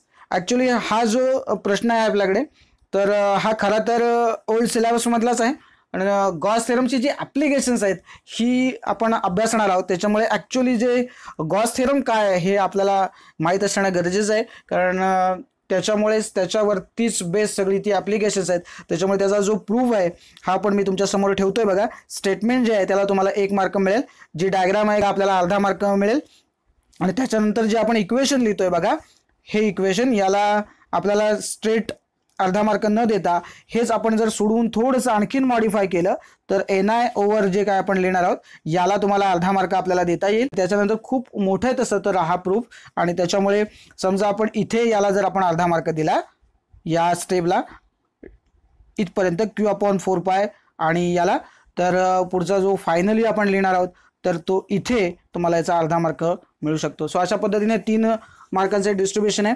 मी तुम्हाला याच्यात जास्त डिटेलमध्ये सांगितलं नाही कारण ॲक्च्युली थिअरीमध्ये हा जो पार्ट आहे तो यावर्षी आपल्या सिलेबसमधून वगळलेला आहे. पुढचा जो प्रश्न आहे त्याच्याकडे बोलूया. Explain with neat circuit diagram how will you determine the unknown resistance by a meter bridge. Okay, so या ठिकाणी सिंपल आपल्याला माहिती आहे, जर डायग्राम जी तुम्ही काढणार आहात त्याला 1 मार्क आपल्याला द्यावाच लागणार. सर्किट डायग्रामला 1 गुण असणार आहे. जे काही तुम्ही एक्सप्लेनेशन देणार आहात त्याचं इथे एक्सप्लेन असा शब्द वापरला आहे. खरं तर कन्स्ट्रक्शन आणि वर्किंग अशा फॉर्मॅटमध्येही तुम्ही लिहू शकता. एक्सप्लेन म्हटलंय त्यामुळे कन्स्ट्रक्शन आणि वर्किंग या फॉर्मॅटमध्ये नाही लिहिलं तरी हरकत नाही. ओके, तर त्या सगळ्याला तुम्हाला 1 मार्क मिळून जाईल. आधी डायग्राम तुमच्या समोर ठेवतो बघा. ही जी डायग्राम आहे ती प्रॉपर काढलीत की तुम्हाला 1 मार्क मिळणार आहे. एक्सप्लेनेशन जे आहे तुम्हाला आता इथपर्यंत जे तुम्हाला दिसतंय बघा तर त्याला तुम्हाला 1 मार्क मिळेल. आणि त्याच्यानंतर फायनली जेव्हा हे जे इक्वेशन आहे ते तुम्ही मॅथमॅटिकल फॉर्ममध्ये जर लिहिलं, ओके, हे बघा इथे आपण मॅथमॅटिकल फॉर्ममध्ये अजून संपलेलं नाही आहे. हे resistance of wire length LX आणि लेंथ LR साठी दिलंय. मग X/R चा रेशो घेतलाय. हे डिवायडेड बाय आहे ते मल्टिप्लाय करून जेव्हा आहे ते उलट करून घेतलंय आणि जेव्हा हे पुढे सोडवलंय तेव्हा याला इथे अर्धा मार्क मिळेल. आणि मग इथे X = जेव्हा तुम्ही R LX/LR असं लिहाल तेव्हा त्याला तुम्हाला अर्धा गुण मिळेल. अर्थात एखादा माणूस इथे LX/100 - LX असंही लिहिल, बरोबर आहे, कारण आपल्याला माहिती आहे LX आणि LR ची बेरीज किती असते तर 100 असते. अर्थात याचा अभ्यास तुम्ही अजून केलेला नाहीये. येणारा जो करंट इलेक्ट्रिसिटी नावाचा जो चॅप्टर आहे याच्यामध्ये आपण याचा डिटेल अभ्यास करणारच आहोत. पुढच्या प्रश्नाकडे बोलूया. Using the expression for pressure exerted by gas deduce expression for, आणि तिघांसाठी एक्सप्रेशन्स आपल्याला विचारली आहेत. सिंपल एक्सप्रेशन्स आहेत बघा. Kinetic energy of a gas, आपल्याकडे जे प्रेशर इक्वेशन आहे ते आपल्याला लिहायचं आहे. जर प्रेशर इक्वेशन आपण जर प्रॉपर लिहिलं हे तर तुम्हाला काय मिळून जाईल तर अर्धा मार्क मिळेल. आणि इथे बघा हे जे 3V जे आहेत इकडच्या साईडला मी नेलेत त्यामुळे असं तुम्हाला दिसतंय. आणि नंतर इथे हाफनं मल्टिप्लाय केलं याला का, कारण आपल्याला कायनेटिक एनर्जीचा फॉर्मॅट पाहिजे होता. 1/2 mv² आपल्याला माहिती आहे, त्यामुळे इथे 1/2 mcRMS² असं होईल ते. आणि म्हणून इथे हाफनं मल्टिप्लाय केलं म्हणून इकडच्याला पण आपण या साईडला हाफनं मल्टिप्लाय केलं त्यामुळे 3/2 PV = असं उत्तर आलं. आणि इकडची साईड म्हणजेच काय तर kinetic energy of a gas आहे, बरोबर आहे. त्यामुळे आपण थेट याच्यावरून असं लिहू शकतो की के ऑफ अ गॅस = 3/2 PV, बरोबर आहे. या ठिकाणी तुम्हाला दिसतंय हे, बरोबर आहे. पुढचा जो प्रश्न विचारला होता त्यांनी तो विचारला होता kinetic energy per unit volume. So त्या इक्वेशनला मी व्हॉल्यूमने डिवाइड केलं 3/2 P मिळाला. ओके, आणि कायनेटिक एनर्जी पर मोल असं आपल्याला विचारलं होतं. या ठिकाणी काय होईल PV = nRT होतं आपला नेहमीचं इक्वेशन, पण 1 मोल ऑफ अ गॅससाठी काय होईल मग n ची किंमत काय होईल इथे 1 होईल म्हणजे PV = RT होईल. सो मेन इक्वेशन आपलं काय होतं 3/2 PV. त्याच्याऐवजी आपण कसं लिहू शकतो PVच्या ऐवजी आपण सबस्टिट्यूट करणार आहोत RT आणि म्हणून 3/2 RT अशा पद्धतीने याचा आपल्याला जे इक्वेशन आहेत ती आपल्याला ऑब्टेन करता येतील. पुढचा जो प्रश्न आहे बघा. What is interference of light, आणि पुढे म्हटलं state the conditions for the steady interference pattern. याच्यामध्ये जो what is interference of light असं विचारलंय त्याला तुम्हाला 1 मार्क आहे. आणि कंडिशन ज्या विचारल्या आहेत तुम्हाला तर किमान 4 कंडिशन्स तुम्ही सांगणं अपेक्षित आहे, प्रत्येकी अर्धा गुण. अशा पद्धतीने 4 कंडिशन्सला तुम्हाला 2 गुण मिळतील. तर what is interference of light मगाशी मी तुम्हाला सांगितलं तसं इथे डिफाईन म्हटलेलं नाही आहे, त्यामुळे डेफिनेशनच पाहिजे असं नाही. अर्थात मी तुमच्यासमोर पुन्हा एकदा डेफिनेशनच ठेवतोय. जर तुम्हाला प्रॉपर डेफिनेशन माहिती आहे इंटरफेरन्सची तर लिहून टाका. ओके, त्यामुळे तुम्ही कन्सेप्ट काही कशा पद्धतीने तुमच्या शब्दामध्ये एक्सप्लेन करू शकता, कारण इथे तुम्हाला विचारलं what is interference. Okay, so correct शब्दातली डेफिनेशनच इथे हवी असं अपेक्षित नाही. ओके, सो मी इथे डेफिनेशन तुमच्या समोर ठेवली, याला तुम्हाला 1 गुण मिळेल. आणि 4 कंडिशन्स तुम्हाला लिहायच्या आहेत, त्यामुळे आधी त्या पण इन डिटेल लिहिण्याची गरज आहे अशातला भाग नाही. मी तुमच्या समोर ठेवताना मात्र त्या थोड्याशा आणखीन एक्सप्लेन करून दाखवतोय. तर कंडिशनमधली पहिली आहे जी कोहेरंट, मगाशी आपण MCQ मध्ये बघितलं होतं हे बघा इथे दिसतंय phase difference between them is either 0 और कॉन्स्टंट. सो आपलं कॉन्स्टंट फेज डिफरन्सचं उत्तर होतं आणि या कंडिशनमध्ये आपण त्यांना कोहेरंट सोर्सेस असं म्हणतो. सो ही ती पहिली कंडिशन आहे. दुसरी आणि तिसरी कंडिशन पण तुमच्या समोर ठेवली. दोन्ही जे सोर्सेस आहेत ते मोनोक्रोमॅटिक असले पाहिजेत. म्हणजेच काय तर हे बघा तर दोघांची जी काही वेवलेंथ आहे ती दोघांची सेम असली पाहिजे. इक्वली ब्राईट म्हटले, दोघांचा ब्राईटनेस आहे तो सेम असला पाहिजे. पुढच्या कंडिशनमध्ये नॅरो म्हटले, कारण पॉइंटेड असले पाहिजेत ते, कारण जर तुम्ही ब्रॉड केलात तर त्याची क्लॅरिटी जाते, आणि म्हणून नॅरो असले पाहिजेत. व्हेरी क्लोज, ते खूप लांब लांब असता कामा नयेत, कारण इंटरफेरन्स होण्यासाठी ते खूप जवळ असतील तर मग इंटरफेरन्स होईल. पण एकात एक गुंतलेले असता कामा नयेत. डिस्टन्स असलं पाहिजे पण अगदी लांब पण असता कामा नयेत, असं त्याचा अर्थ आहे. कुठल्याही 4 कंडिशन्स तुम्हाला या ठिकाणी लिहायच्या आहेत. समजा मी ते अंडरलाईन केलेले जर तुम्ही 4 कंडिशन जरी लिहिल्यात तरी चालेल. किंवा इथली जी पहिली लाईन तुम्हाला दिसते बघा, the sources should be narrow. The 2 sources, इथे 2 शब्द मी टाकला नाही, the 2 sources should be close to each other. इथे पण वाक्य तुम्हाला इथे दिसेल बघा, the 2 sources of light must be monochromatic आणि the 2 sources must be equally bright. So अशा पद्धतीने 4 वाक्य जरी तुम्ही लिहिलात तरी हरकत नाही. ओके, त्यानंतर पुढच्या प्रश्नाकडे वळूया. Describe the construction and working of photoelectric cell. याच्यामध्ये आपल्याला जी काही डायग्राम असणार आहे त्या डायग्रामला तुम्हाला 1 मार्क मिळणार आहे, कन्स्ट्रक्शनला 1 मार्क मिळणार आणि वर्किंगला. सो कन्स्ट्रक्शनला 1 मार्क तुम्हाला दिसतोय. कन्स्ट्रक्शनसाठी हे लिहायचं आहे तुम्हाला, नोट डाऊन करून घ्या किंवा स्क्रीनशॉट घ्या. त्याच्यानंतर ही डायग्राम तुमच्या समोर ठेवतोय. सर्किट डायग्राम अपेक्षित आहे बघा. नुसतं जेव्हा तुम्ही इथे रे जातोय तर तुम्ही म्हणाल हा फोटो इलेक्ट्रिक सेल आहे. ॲक्च्युली जेव्हा फोटो इलेक्ट्रिक सेल म्हणतात सो इलेक्ट्रिक त्याचं जे सर्किट आहे ते सुद्धा तुम्हाला इथे दाखवणं अपेक्षित आहे. तर तुम्हाला याचा 1 मार्क मिळेल आणि मग याचं वर्किंग जे आहे त्याला तुम्हाला याचा 1 मार्क मिळणार आहे. ओके, त्याच्यानंतर जो पुढचा प्रश्न आहे बघा, right a short note on a transistor as a switch. ट्रान्झिस्टरचा अभ्यास आपल्याला या वर्षी आहे, पण ट्रान्झिस्टर ॲज अ स्विच असा अभ्यास आपला या वर्षीच्या अभ्यासक्रमामधून वगळलेला. त्यामुळे हा जो प्रश्न आहे हा मुळामध्ये आपल्या थिअरीसाठी आपल्याला वगळलेला आहे. त्याच्यामुळे बोर्डाच्या परीक्षेमध्ये फक्त याच्यावरती काही विचारलं जाणार नाही. अर्थात मी तुम्हाला मगाशी म्हटलं तसं कायम सांगतोय तुम्हाला की हे CET, नीट आणि JEE सारख्या परीक्षांना याचा आपल्याला उपयोग होऊ शकतो. आणि लक्षात ठेवा, कधीही वाचलेलं किंवा अभ्यास केलेला कधीही फुकट जात नाही. याचा उपयोग कुठे ना कुठेतरी होतोच, हे वाक्य मात्र कायम लक्षात ठेवा. ओके, सो याचा प्रूफ मी तुमच्या समोर ठेवतोय, पण पुन्हा एकदा नोट डाऊन करून ठेवा. मी ते लिहितोय हे, it is old syllabus. Okay, so old syllabus आहे हे तुम्हाला लक्षात ठेवायचं आहे. पुढच्या प्रश्नाकडे आपण वळण्यापूर्वी पुन्हा एकदा याचं जे उत्तर आहे ते मात्र मी तुमच्या समोर ठेवणार आहे, ते मी वगळत नाही आहे. ओके, सो बघून घ्या. तुम्हाला पाहिजे असेल तर याचं स्क्रीनशॉट काढून ठेवा, हरकत नाही. ओके, तर बघूया. याच्यावर पण मी मार्क करून ठेवतोय ओल्ड सिलेबस असं. आणि हे जे आहे याला आपण काय म्हणतोय तर ट्रान्झिस्टर ॲज अ स्विचचं उत्तर. ओके, नोट डाऊन करून ठेवा. ओल्ड सिलेबस असं मी मेन्शन करतो. पाहिजे असेल तर हा आपण स्क्रीनशॉट काढून घ्या. पुढचा जो प्रश्न आहे तो असणार आहे अर्थातच न्यूमरिकलचा. आपल्याला माहिती आहे इथून न्यूमरिकल स्टार्ट होतील. तर इथे मुव्हिंग कॉईल गॅल्व्हनायझरचा एक प्रश्न विचारला. इथे करेक्शन आहे बघा. इथे रेजिस्टन्स ऑफ 50 क्यू झालाय बघा. इथे ओहम पाहिजे, प्रिंट होताना इथे ओहमच्या ऐवजी क्यू झालाय. तेवढं फक्त एक करेक्शन करून घ्या. उत्तरामध्ये मी ते लिहीनच. ओके, सो डिफ्लेक्शन जे आहे इथे जो करंट आहे तो 10 मिली एम्पियर आहे. सो कन्वर्जन वगैरे तुम्हाला मी सांगेनच. बघा काय आहे ते. सोल्युशनकडे वळूया डायरेक्ट. बघा इथे सगळ्यात महत्त्वाचं आहे, त्यांनी काय म्हटलंय, how will you convert it into an ammeter of 0 to 50 ampere range. Okay, so MCG जो आहे मुव्हिंग कॉईल गॅल्व्हनोमीटर तो आपल्याला कन्व्हर्ट करायचा आहे कशामध्ये तर ॲमीटरमध्ये. तर पहिलं वाक्य बघा काय लिहायचं, हे अतिशय महत्त्वाचं वाक्य आणि लिहून टाका. कदाचित हे MCQ ला पण येऊ शकतं. To convert the MCG into ammeter shunt resistance should be connected in parallel with MCG. Shunt म्हणजे एकदम स्मॉल रेजिस्टन्स असणार आहे. लो रेजिस्टन्स असं पण म्हणू शकता तुम्ही. Low resistance should be connected in parallel with MCG. Okay, MCQ साठी अतिशय महत्त्वाचं हे वाक्य आपल्याला ठरू शकतं. ओके, तर फॉर्म्युला तुमच्या समोर लिहिलाय. तर शंट रेजिस्टन्स आपण म्हटलंच की shunt resistance should be connected in parallel. मग त्या शंट रेजिस्टन्सची व्हॅल्यू किती असली पाहिजे तर त्यासाठी हा फॉर्म्युला आहे. So S is equal to this आणि इथे IG ही व्हॅल्यू टाकली आपण 0.01. आपल्याला माहिती आहे हे बघा, हा जो करंट आहे तो किती आहे तर 10 मिली एम्पियर म्हणजे 0.01 एम्पियर. त्याच्यानंतर हा जो करंट आहे बघा, रेंज जी आहे ती 50 एम्पियर पर्यंत. सो मॅक्सिमम जी आहे ती आपली रेंज आहे. सो 50 घेतलं आपण करंट, मॅक्सिमम करंट, आणि मायनस IG पुन्हा एकदा 0.01. ती जी वरची व्हॅल्यू IG जी आहे तीच व्हॅल्यू इथे आहे. आणि G म्हणजे रेजिस्टन्स ऑफ द गॅल्व्हनोमीटर, ती आहे 50 ओहम. इथे मगाशी मी तुम्हाला सांगितलं क्यू नाही, इथे ओहम आहे. ओके, सो याचं जर का तुम्ही गुणाकार भागाकार सगळं करून याचं उत्तर आहे बघा, इथे मी अप्रॉक्सिमेटली लिहिलं आहे 0.01 ओहम.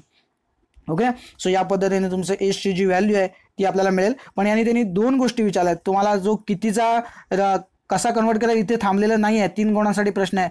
त्याच्यामुळे इथे तुम्हाला इथपर्यंत उत्तर काढलं तर तुम्हाला 2 गुण मिळतील. बरोबर आहे, कारण हे जे पहिलं वाक्य आहे ना अतिशय महत्त्वाचं वाक्य आहे, याला अर्धा गुण. बरोबर आहे. आणि त्याच्यानंतर हा जो तुमचा फॉर्म्युला आहे त्याला अर्धा गुण मिळेल आणि सबस्टिट्यूशनला अर्धा गुण आणि या उत्तराला अर्धा गुण, अशा पद्धतीने 2 गुण इथे होऊन जातील.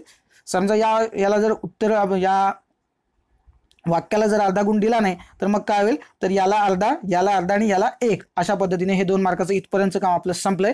पुढे त्यांनी असं विचारलं also calculate the equivalent resistance of the ammeter. आणि मग याच्यासाठी आपल्याला काय मात्र करावं लागेल, तर पुढे जाऊन आपल्याला त्याचं उत्तर काढावं लागेल. इथे काय होईल, तर हा जर फॉर्म्युला तुम्ही लिहिला, आपल्याला माहिती आहे पॅरललमध्ये जर इफेक्टिव्ह रेझिस्टन्स जर काढायचं असेल तर आपण कसा काढतो, तर R1 × R2 upon R1 + R2. Okay, so हा फॉर्म्युला आपण जेव्हा करंट इलेक्ट्रिसिटीमधला एक जो प्रॅक्टिकलचा पार्ट आहे तिथे पण बघणार आहोत आपण, तर तुमच्या लक्षात येईल. आणि त्याच्यामुळे या फॉर्म्युलाला तिथे तुम्हाला अर्धा मार्क मिळेल आणि जे करेक्ट आन्सर विथ युनिट आहे त्याला अर्धा गुण तुम्हाला या ठिकाणी मिळणार आहे. पुढच्या न्यूमेरिकलकडे बोलूया. बघा स्क्रीनवरती, determine the change in the wavelength of light असा प्रश्न विचारलाय. पहिल्यांदाच हे तुम्हाला मी का सांगतोय, कारण त्यांनी असं विचारलंय change in the wavelength. So 2 ठिकाणची वेव्हलेंथ तुम्हाला काढावी लागेल during its passage from air to glass. So air पासून ग्लासमध्ये पास होण्यासाठी बेसिकली याच्यामधली वेव्हलेंथचा जो फरक आहे, चेंज इन वेव्हलेंथ तुम्हाला काढायचं. म्हणजे यासाठी तुम्हाला काय करावं लागेल, तर एअरमधली जी वेव्हलेंथ आहे लॅम्बडा ए ही तुम्हाला कॅल्क्युलेट करावी लागेल आणि ग्लासमधली पण वेव्हलेंथ काढावी लागेल लॅम्बडा जी. आणि मग या दोघांमधला तुम्हाला फरक घेऊन तुम्हाला या पहिल्या प्रश्नाचं जे उत्तर आहे ते तुम्हाला सांगावं लागेल. आणि दुसरा प्रश्न त्यांनी असा विचारला calculate the wave number. So wave number कसला विचारला, in the glass. So wave number आपण कशी काढतो ते सुद्धा त्याचा फॉर्म्युला तुम्हाला सांगणार आहे. ओके, तर सुरुवातीला तुमच्या समोर स्क्रीनवर आहे बघा, लॅम्बडा ए ची व्हॅल्यू आपण काढतोय C/N. आपल्याला माहिती आहे C = N लॅम्बडा हा फॉर्म्युला आपल्याकडे. आणि त्याच्यानुसार ही जी व्हॅल्यू आहे लॅम्बडा ए ची ती आपण इथे ऑब्टेन केली. 7500 ए नुसतं लिहिलंय, एच्या डोक्यावर एक 0 असं एक शून्यचं एक चिन्ह आहे ना आपला आर्मस्ट्रॉंग युनिटचं, तर ते चिन्ह तुम्हाला इथे द्यायचे. चुकून इथे राहिले, मी दाखवेन तुम्हाला पुढे जेव्हा कुठेतरी नंबर येईल तेव्हा, तर या पद्धतीने येईल.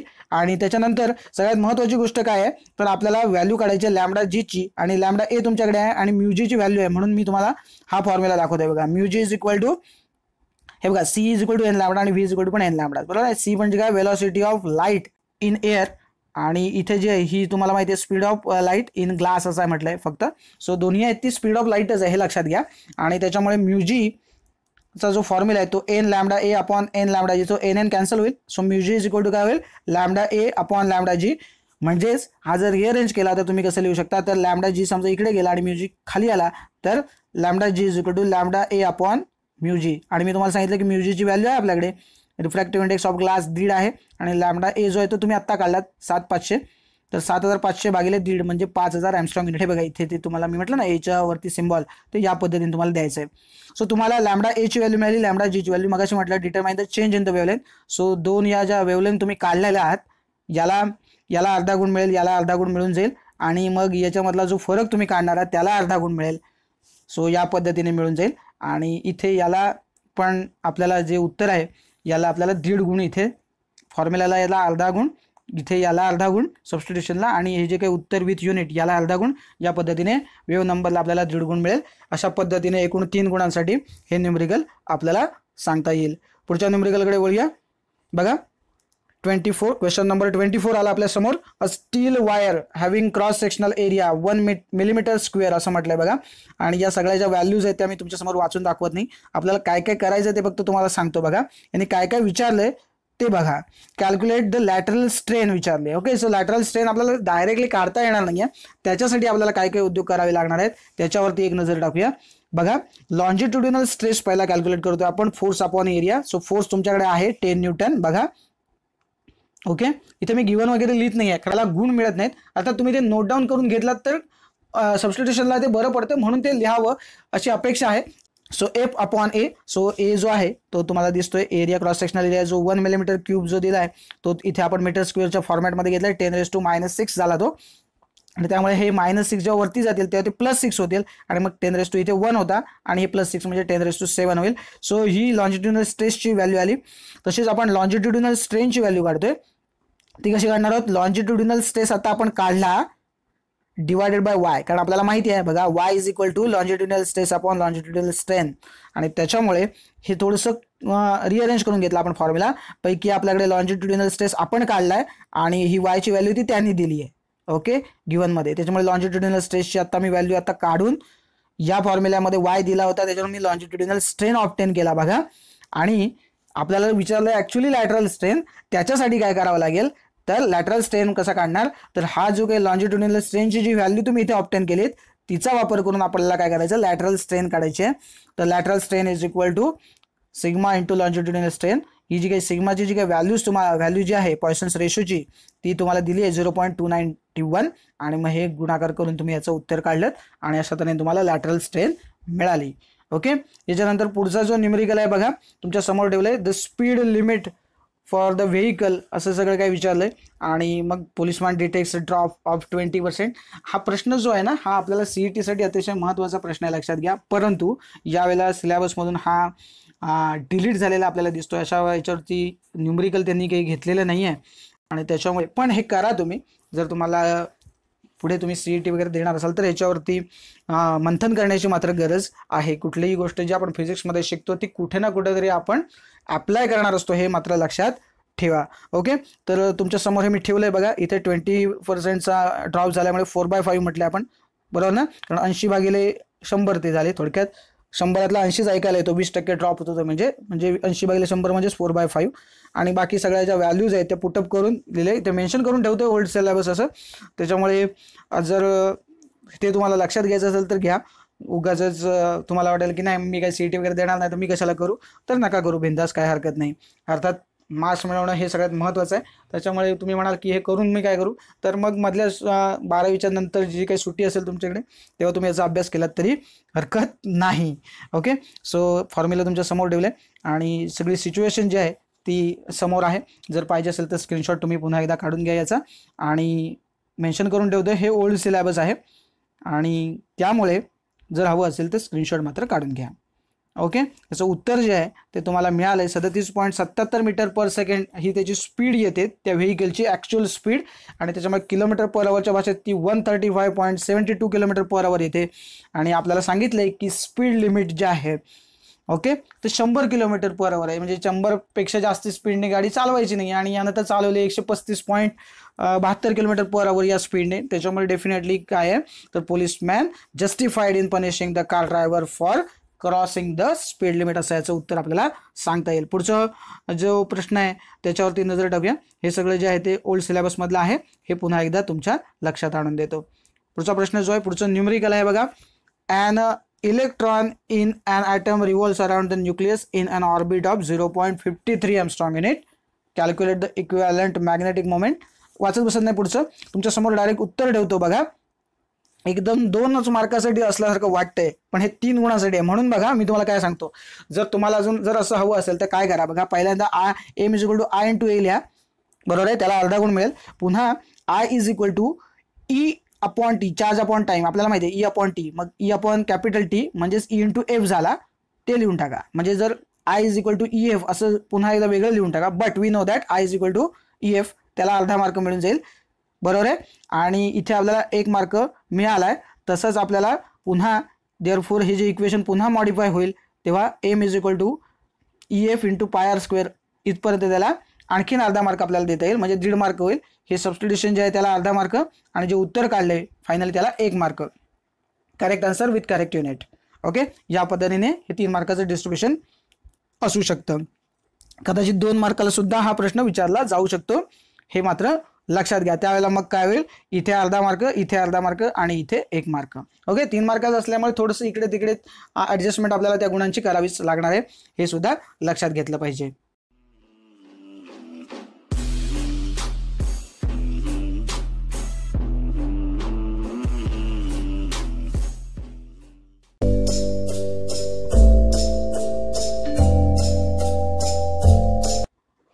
सेक्शन डी मध्ये एकूण 5 प्रश्न असणार आहेत, ज्याच्यापैकी 3 प्रश्नांची उत्तर आपल्याला माहिती आहे इथे द्यायची आहेत आणि याच्यापैकी जे 2 प्रश्न असणार आहेत ते theory question, pure theory questions असणार आहेत. 4-4 मार्काचे 2 प्युअर थेरी क्वेश्चन्स असणार आहेत, ज्याच्यामध्ये न्यूमेरिकल नसणार आहे. आणि उरलेले जे 3 प्रश्न असणार आहेत आपल्याला मिळणार आहेत त्याच्यामध्ये 2 मार्काची थिअरी आणि त्याला जोडून 2 मार्काचं एक न्यूमेरिकल, अशा पद्धतीने उरलेल्या 3 प्रश्नांमध्ये 2 मार्काची थिअरी प्लस अटॅच्ड 2 मार्काचं न्यूमेरिकल, अशा प्रकारे या सेक्शनचं स्वरूप आहे आणि यातले किमान 3 प्रश्न आपल्याला सोडवणं गरजेचं आहे. ओके. तर आपल्या समोर हा प्रश्न ठेवतोय, 27वा प्रश्न आहे.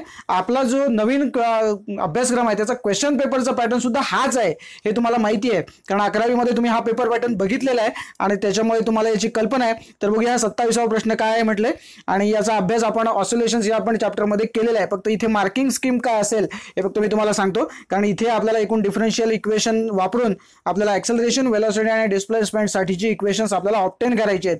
तर सुरुवातीला आपण काय करतो बघा याच्यासाठी, तर ऍक्सेलरेशन साठी बघा आपण पहिला फॉर्म्युला लिहिलाय बघा, d²x/dt² प्लस ω²x = 0. हे जे इक्वेशन आपण लिहितोय याला आपल्याला अर्धा मार्क मिळेल, आणि त्याच्यानंतर हे रिअरेंज करून जे फायनली आपण इक्वेशन ऍक्सेलरेशन साठी ऑब्टेन करू, हे बघा इथपर्यंत, याला आपल्याला अर्धा मार्क मिळेल, म्हणजे इथपर्यंत आपल्याला 1 गुण मिळेल.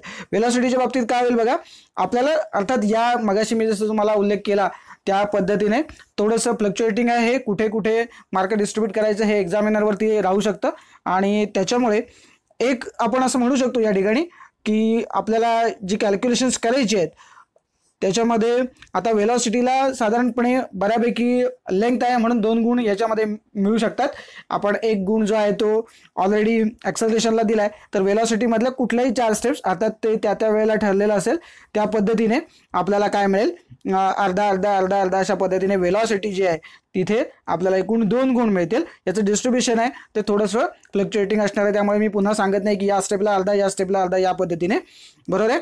आणि कारण याच्यामध्ये काय आहे तर आपल्याला माहिती आहे बघा, इथे आपल्याला हे इक्वेशन मिळतं, त्याच्यानंतर आपण सी ची व्हॅल्यू ऑब्टेन करतो आणि पुन्हा सी ची व्हॅल्यू ऑब्टेन करून या इक्वेशनमध्ये आपण सबस्टिट्यूट करतो आणि त्याच्यानंतर आपल्याला वेलॉसिटी मिळते. आणि त्यामुळे हे बघा इथे वेलॉसिटीचं अजूनही इक्वेशन जे आहे ते कंप्लीट झालेलं नाही आहे, आणि ज्या वेळेला ते कंप्लीट होईल तिथपर्यंत आपल्याला मग 2 गुण ॲडिशनली मिळालेले असतील, बरोबर आहे. सो आपण जो पहिला पार्ट बघितला, मेन इक्वेशन लिहिलं, त्याच्यावरून ॲक्सेलरेशन काढलं, त्याला 1 गुण, त्यानंतर वेलॉसिटीचा जो पूर्ण भाग आपण डिराईव्ह केला याच्यामध्ये 2 गुण आहेत, आणि त्याच्यानंतर शेवटच्या स्टेपमध्ये आपण डिस्प्लेसमेंटकडे वळतोय.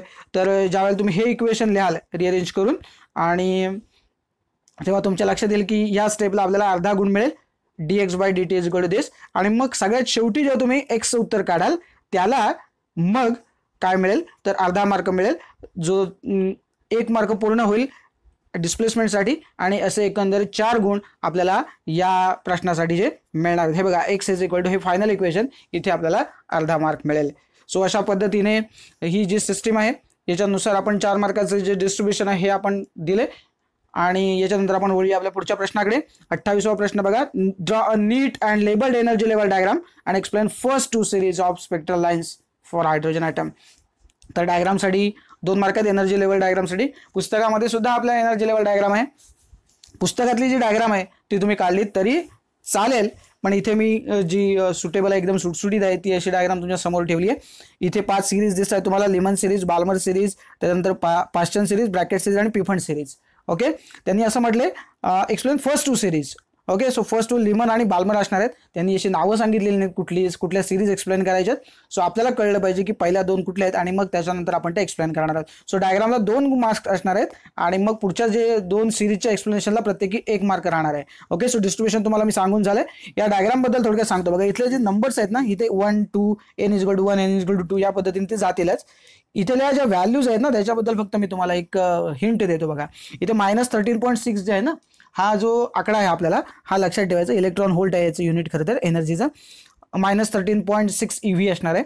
सो हा जो आहे ना हाच नंबर एक फक्त तुमच्या लक्षात ठेवायचा. या ज्या सगळ्या व्हॅल्यूज आहेत त्या तुम्हाला पाठ करण्याची गरज नाही. ओके, -13.6 एकदा फिक्स ठेवा. पहिली जी व्हॅल्यू तुम्ही इथे लिहिणार आहात ती काय करणार आहात, -13.6 / 1². सो 1² म्हणजे 1, आणि त्याच्यामुळे मग उत्तर किती येईल -13.6 ते इथे लिहा. पुढच्या स्टेपमध्ये काय करा, -13.6 / 2² म्हणजे 4 होतील. सो 13.6 म्हणजे -13.6 / 4 करा, त्याचं उत्तर अप्रॉक्सिमेटली तुम्हाला -3.4 मिळेल. ओके, पुढच्या वेळेला काय कराल, डिवायडेड 2² चे 3² करा म्हणजे काय होईल 9 होईल. सो याच 13.6 तुम्हाला 9 ने डिवाइड करायचंय, हे उत्तर येईल. 13.6 पुढच्या वेळेला 4² म्हणजे 16 ने डिवाइड केल्यानंतर हे उत्तर येईल. त्याच्यानंतर 5चा वर्ग 25 ने जर डिवाइड केलात तर तुम्हाला हे उत्तर मिळेल. सो या पद्धतीने त्या व्हॅल्यूज ज्या आहेत त्या तुम्ही ऑब्टेन करू शकता. त्याच्यामुळे एकच व्हॅल्यू -13.6 हे तुम्हाला लक्षात ठेवण्याची गरज आहे. त्याच्यानंतर डिवाइडेड 1² डिवाइडेड 2² डिवाइडेड 3² या पद्धतीने तुम्ही ही डायग्राम या ज्या व्हॅल्यूज आहेत त्या लक्षात ठेवू शकता आणि डायग्राममध्ये भरू शकता. ओके, सो अशा पद्धतीने लेबलिंग आणि तुमची जी मेन डायग्राम आहे याला सगळ्याला मिळून 2 गुण आहेत. डायग्रामला 1 मार्क आणि जे काही तुम्ही लेबलिंग किंवा ज्या व्हॅल्यूज ज्या लिहाल त्याला 1 मार्क तुम्हाला मिळेल. त्याच्यानंतर आपल्याला लेमन सिरीजचं एक्सप्लेनेशन द्यावं लागेल. तुमच्या समोर मी ठेवतोय. ओके, तर त्याला आपल्याला या सगळ्या एक्सप्लेनेशनला तुम्हाला 1 गुण मिळेल आणि त्याच्यानंतर पुढची जी सिरीज आहे बाल्मर सिरीज तिच्यासाठी आपल्याला 1 गुण मिळणार आहे. सो अशा पद्धतीने 4 गुण याही प्रश्नाला आपल्याला मिळणार आहेत. याच्यानंतर जो आपण भाग बघणार आहोत इथून पुढचे जे प्रश्न आहेत त्याच्यामध्ये 2 मार्काची थेरी आणि 2 मार्काचं न्यूमरिकल अशा पद्धतीने तो पॅटर्न असणार आहे. पुढच्या प्रश्नाकडे आपण वळतोय बघा. एक्सप्रेशन विचारलं पिरियड ऑफ कोनिकल पेंडुलमसाठी.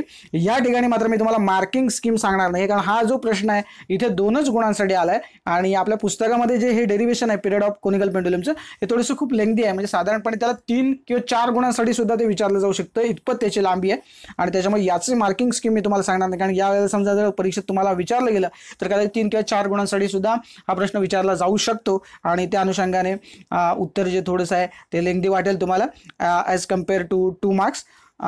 तर तुम्ही म्हणून या प्रश्नाकडे 2 मार्काचा प्रश्न या अर्थाने बघू नका. 3 मार्कांसाठी किंवा 4 मार्कांसाठी सुद्धा हा प्रश्न विचारला जाऊ शकतो. ओके, त्याच्यानंतर पुढे जे न्यूमरिकल आहे ते 2 गुणांचं आहे त्याच्याबद्दलही पुढे डिस्कस करू. तर सुरुवातीला आपण बघूया द पिरियड ऑफ कोनिकल पेंडुलमचं एक्सप्रेशन. ओके, सो पहिल्यांदा तुम्हाला याचं एक्सप्लेनेशन द्यावं लागेल त्याची डायग्राम जे. आता या सगळ्याचा अभ्यास आपण ऑलरेडी केला आहे आपण ऑसिलेशन्स या चॅप्टरमध्ये आणि त्याच्यामुळे ते तुम्हाला सोयीस्कर जाईल. मी फक्त उत्तर तुमच्यासमोर ठेवतोय आणि इथे मला फक्त अपेक्षित काय आहे मी जिथे जिथे हिंट देण्याची गरज आहे तिथे देतोय आणि बाकी जो थेरीचा जो अभ्यास आहे आपण त्या रिस्पेक्टिव्ह चॅप्टरमध्ये करणारच आहोत किंवा यापूर्वी काहींचा केलेला आहे. अशा पद्धतीने हे स्वरूप आहे त्यामुळे फक्त कसं उत्तर लिहिणं अपेक्षित आहे हे फक्त मी तुम्हाला सांगतोय बघा. त्याच्यामुळे ही डायग्राम काढणार आहोत आपण. त्याच्यानंतर फ्रॉम द फिगर या सगळ्या ज्या व्हॅल्यूज आहेत त्याच्यानंतर आपण हे बघा हे डिवाइड केल्याच्या नंतर या पद्धतीने आपल्याला मिळेल. So sine theta upon cos theta ही टर्म आपल्याला अशी मिळेल. त्याच्यानंतर sine theta upon cos theta हे बघा हे थोडंसं रिअरेंज आपण करून घेतलं इकडे. तर omega square is equal to G sine theta upon R cos theta ही टर्म काढली. त्यानंतर आपण ट्रिग्नोमेट्रीवरून आपण काय म्हणतो sine theta is equal to R upon L आणि त्यामुळे आर ची किंमत आपण एल साइन थिटा टाकणार आहोत याच इक्वेशनमध्ये. सो आरच्या ऐवजी मी एल साइन थिटा जर टाकत असेल तर हेच इक्वेशन कसं होईल बघा. हे बघा जी साइन थिटा आहे तसाच आरच्या ऐवजी L sine theta into cos theta आणि मग sign theta upon cos theta हा जो आहे या ठिकाणी हा आपण कॅन्सल आउट करणार आहोत आणि मग ही सिच्युएशन आपल्या समोर मगाशीच आपण केलं असतं. तुम्ही म्हणताय की मगाशी का नाही केलं तर आपल्याला ॲक्च्युअल कंडिशनमध्ये साइन आणि साइन आहे तो आपल्याला कॅन्सल करायचा. साइन अपॉन कॉस असं आपण कॅन्सल करत नव्हतो त्यामुळे इथे बघा साइन अपॉन साइन कॅन्सल केला मी आणि त्यामुळे इथे जी अपॉन एल कॉस थिटा असं या ठिकाणी शिल्लक राहिलेलं आपल्याला दिसतंय. ओके, त्यामुळे ओमेगाची व्हॅल्यू तुमच्या समोर आहे स्क्रीनवरती आणि आपल्याला ओमेगाची दुसरी पण व्हॅल्यू माहिती आहे आणि मग आपण हे कम्पेअर करतो बघा. दोन्ही ओमेगाच्या व्हॅल्यू आहेत. कम्पेअर केल्यानंतर 2π t is equal to this. So t is equal to काय होईल मग तर टी या साईडला जाईल आणि इकडची जी टर्म आहे ती इकडच्या साईडला होईल तेव्हा ती उलटी होईल. बरोबर आहे. त्यामुळे बघा एल कॉस थिटा इथे खाली होता आणि जी वरती होता तो या ठिकाणी उलट झालेला कारण हा इकडच्या साईडला गेला आणि हा इकडच्या साईडला आलाय. ओके, सो हे जे इक्वेशन आहे हे आपल्याला काय देतं तर टाइम पिरियड देईल. परंतु मी तुम्हाला जसं मगाशी म्हटलं तसं हे 2 मार्काच्या दृष्टीने हे जे उत्तर आहे ते खूप लांब होईल. परीक्षेच्या आपल्या दृष्टीने जर आपण विचार केला तर 3 किंवा 4 मार्क्सला आपल्याला हा प्रश्न विचारला जाईल. वळूया याच्या न्यूमरिकलकडे. न्यूमरिकल जे आहे त्याच्या जे काही आपल्याला दिलंय त्या व्हॅल्यूज फक्त इथे नोट डाऊन करतो बघा. मास दिलेलं होतं त्याच्यानंतर रेडियस दिली आहे नंतर ओमेगा दिली आहे या सगळ्या व्हॅल्यूज दिल्या आहेत आणि आपल्याला 2च गुणांसाठी प्रश्न होता. सो व्ही आणि एफ सी या 2 व्हॅल्यूज आपल्याला इथे ऑप्टेन करायला सांगितलेल्या होत्या आणि त्याच्यानुसार आपण या व्हॅल्यू ऑप्टेन करतोय. तर इथे काय होईल मात्र मार्किंग स्कीममध्ये तर हा फॉर्म्युला जो आहे याला अर्धा मार्क मिळेल आणि डायरेक्ट उत्तर जे आहे युनिट सगळं त्याला अर्धा मार्क. इथे सुद्धा याला हाफ मार्क आणि याला हाफ मार्क अशा पद्धतीने हे 2 मार्काचं डिस्ट्रीब्युशन या ठिकाणी राहणार आहे आणि या पद्धतीने आपला हा प्रश्न इथे संपेल. पुढचा जो प्रश्न आहे बघा डिफाईन अँगल ऑफ कॉन्टॅक्ट आणि त्यांनी पुढे म्हटले स्टेट एनी 2 कॅरेक्टरिस्टिक्स. सो आपल्याला 2 कॅरेक्टरिस्टिक्स याच्यामध्ये पण क्लिअर कट आहे डिफाईन म्हटलंय. सो अँगल ऑफ कॉन्टॅक्टची तुम्हाला डेफिनेशन मात्र पुस्तकात जशी आहे तशी तुम्हाला या ठिकाणी लिहायची आणि कुठल्याही 2 कॅरेक्टरिस्टिक लिहायच्यात ज्याला प्रत्येकी अर्धा मार्क तुम्हाला मिळेल. सो अशा पद्धतीने 2 मार्काचं हे डिस्ट्रीब्युशन राहील आणि त्याच्यानंतर न्यूमरिकलचं डिस्ट्रीब्युशन कसं राहील ते नंतर सांगतो. तर पूर्वी बघा अँगल ऑफ कॉन्टॅक्टची जी डेफिनेशन आहे ती तुम्हाला दाखवतो. ही जर डेफिनेशन तुम्ही लिहिलात तर तुम्हाला 1 मार्क मिळणार आहे. शब्द थोडासा इकडे तिकडे झाला तरी चालेल पण डेफिनेशन ही प्रॉपर वर्ड्समध्ये असावी असा संकेत आहे आणि त्याच्यामुळे त्या पद्धतीने लिहा. आणि याच्यानंतर 2 कॅरेक्टरिस्टिक्स ज्या आहेत त्याच्यासाठी मी तुमच्या समोर एकूण 4 कॅरेक्टरिस्टिक्स ठेवल्या आहेत बघा. तुम्हाला कुठलेही 2 लिहायच्यात एकदम सोप्या कॅरेक्टरिस्टिक्स आहेत पण याच्यातही मी तुम्हाला सांगतो, कदाचित तुम्हाला हा प्रश्न असा येईल की define angle of contact write any किंवा राईट एनी 4 कॅरेक्टरिस्टिक्स असं म्हटलं असेल, किंवा असंही म्हटलं असेल राईट कॅरेक्टरिस्टिक्स ऑफ इट असं म्हटलेलं असेल आणि त्याला एकूण 3 गुण दिलेले असतील, तर काय होईल मग तेव्हा 1 मार्काचे डेफिनेशन आणि 4 कॅरेक्टरिस्टिक्स लिहिणं इथे अपेक्षित आहे. त्यामुळे 4ही कॅरेक्टरिस्टिक्स तुम्ही लक्षात ठेवा. न्यूमेरिकलकडे बोलूया. न्यूमेरिकलमध्ये जी सिच्युएशन आहे त्याच्यानुसार आपण कम्पेअर करून आता मार्किंग स्कीम फक्त मी तुम्हाला सांगतो. या ठिकाणी काय होईल, आपल्याला जे न्यूमेरिकल दिलं होतं त्याच्यानुसार pi r2 square is equal to half pi r1 square. याचं कारण आहे हाफ का लिहिले, कारण आपल्याला जे दिले त्याच्यामध्ये असं म्हटलं जी कॅपिलरी दुसरी आहे तिचा एरिया ऑफ क्रॉस सेक्शन काय आहे, तर पहिल्याच्या हाफ आहे आणि म्हणून हे आपण इक्वेट केलंय आणि हे पाय पाय वगैरे कॅन्सल होतील आणि त्याच्यानंतर शेवटी आपण r2 इज इक्वल टू जे काय r1 अपॉन √2 ही व्हॅल्यू आपण इथे ऑब्टेन केली आहे. आणि इथपर्यंत जर तुम्ही ऑब्टेन केलं हे जे इक्वेशन, तर इथे तुम्हाला हाफ मार्क मिळेल. त्याच्यानंतर हा जो फॉर्म्युला आहे H1R1 is equal to H2R2 हा आपला बेसिक फॉर्म्युला आहे, पण इथे R2 ची जी व्हॅल्यू आहे ही पुटअप जर केली तुम्ही या ठिकाणी H2 हे बघा या पद्धतीने H1R1 is equal to H2R1 upon √2, तर या मॉडिफाईड फॉर्म्युल्याला अर्धा मार्क मिळेल. सो अर्धा 1. आणि मग त्याच्यानंतर इथे समजा सबस्टिट्यूशनला अर्धा मार्क मिळाला तर याला अर्धा मार्क दिला जाईल, किंवा जर याला सबस्टिट्यूशनला वेगळा मार्क दिला नाही आपण, तर मग सिच्युएशन काय होईल, तर याला 1 गुण पूर्ण मिळेल. अशा पद्धतीने 2 मार्काचं डिस्ट्रीब्युशन राहील.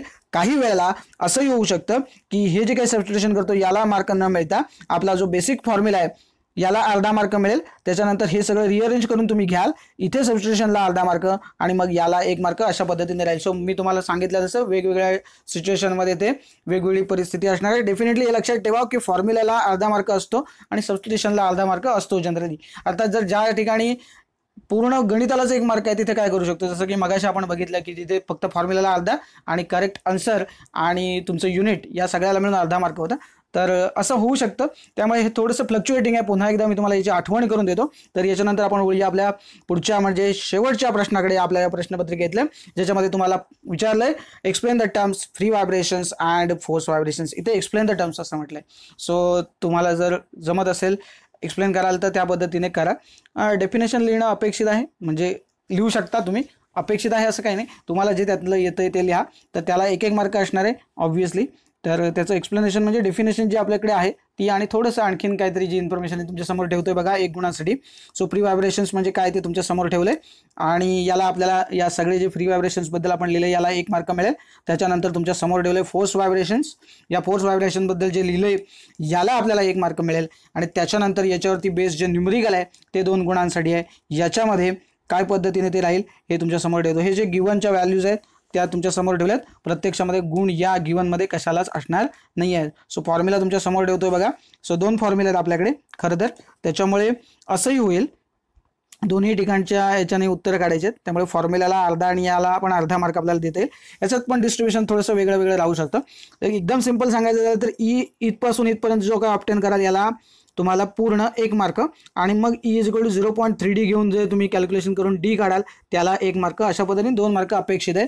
सो इथे तुम्ही याला अर्धा म्हणू शकता Eचा मार्क, किंवा फॉर्म्युल्याला म्हणा, सबस्टिट्यूशनला मग देता येणार नाही आणि याच्या उत्तराला अर्धा मार्क मिळेल.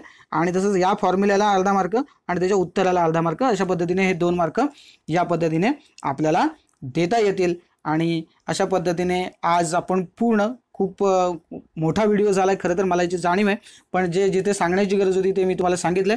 तुम्हाला याच्याबद्दल काही शंका असतील, काही क्वेरीज असतील तर डेफिनेटली मी तुम्हाला सांगितलं आहे तसं जो मेल ID आहे तो तुम्हाला डिस्क्रिप्शन बॉक्समध्ये दिसतोय. तर त्याच्यामध्ये तुम्ही ज्या तुमच्या शंका आहेत त्या विचारू शकता, किंवा दुसरा ऑप्शन तुमच्याकडे आहेच कमेंट बॉक्समध्ये. तुम्ही तुमच्या ज्या काही कमेंट्स आहेत, तुम्हाला आणखीन काही वेगळं काही हवं असेल तर नक्की तिथे कमेंट करा, जेणेकरून मला कळेल. तर पुढच्या याच्यामध्ये त्या फीडबॅकनुसार आपल्याला काम करता येईल.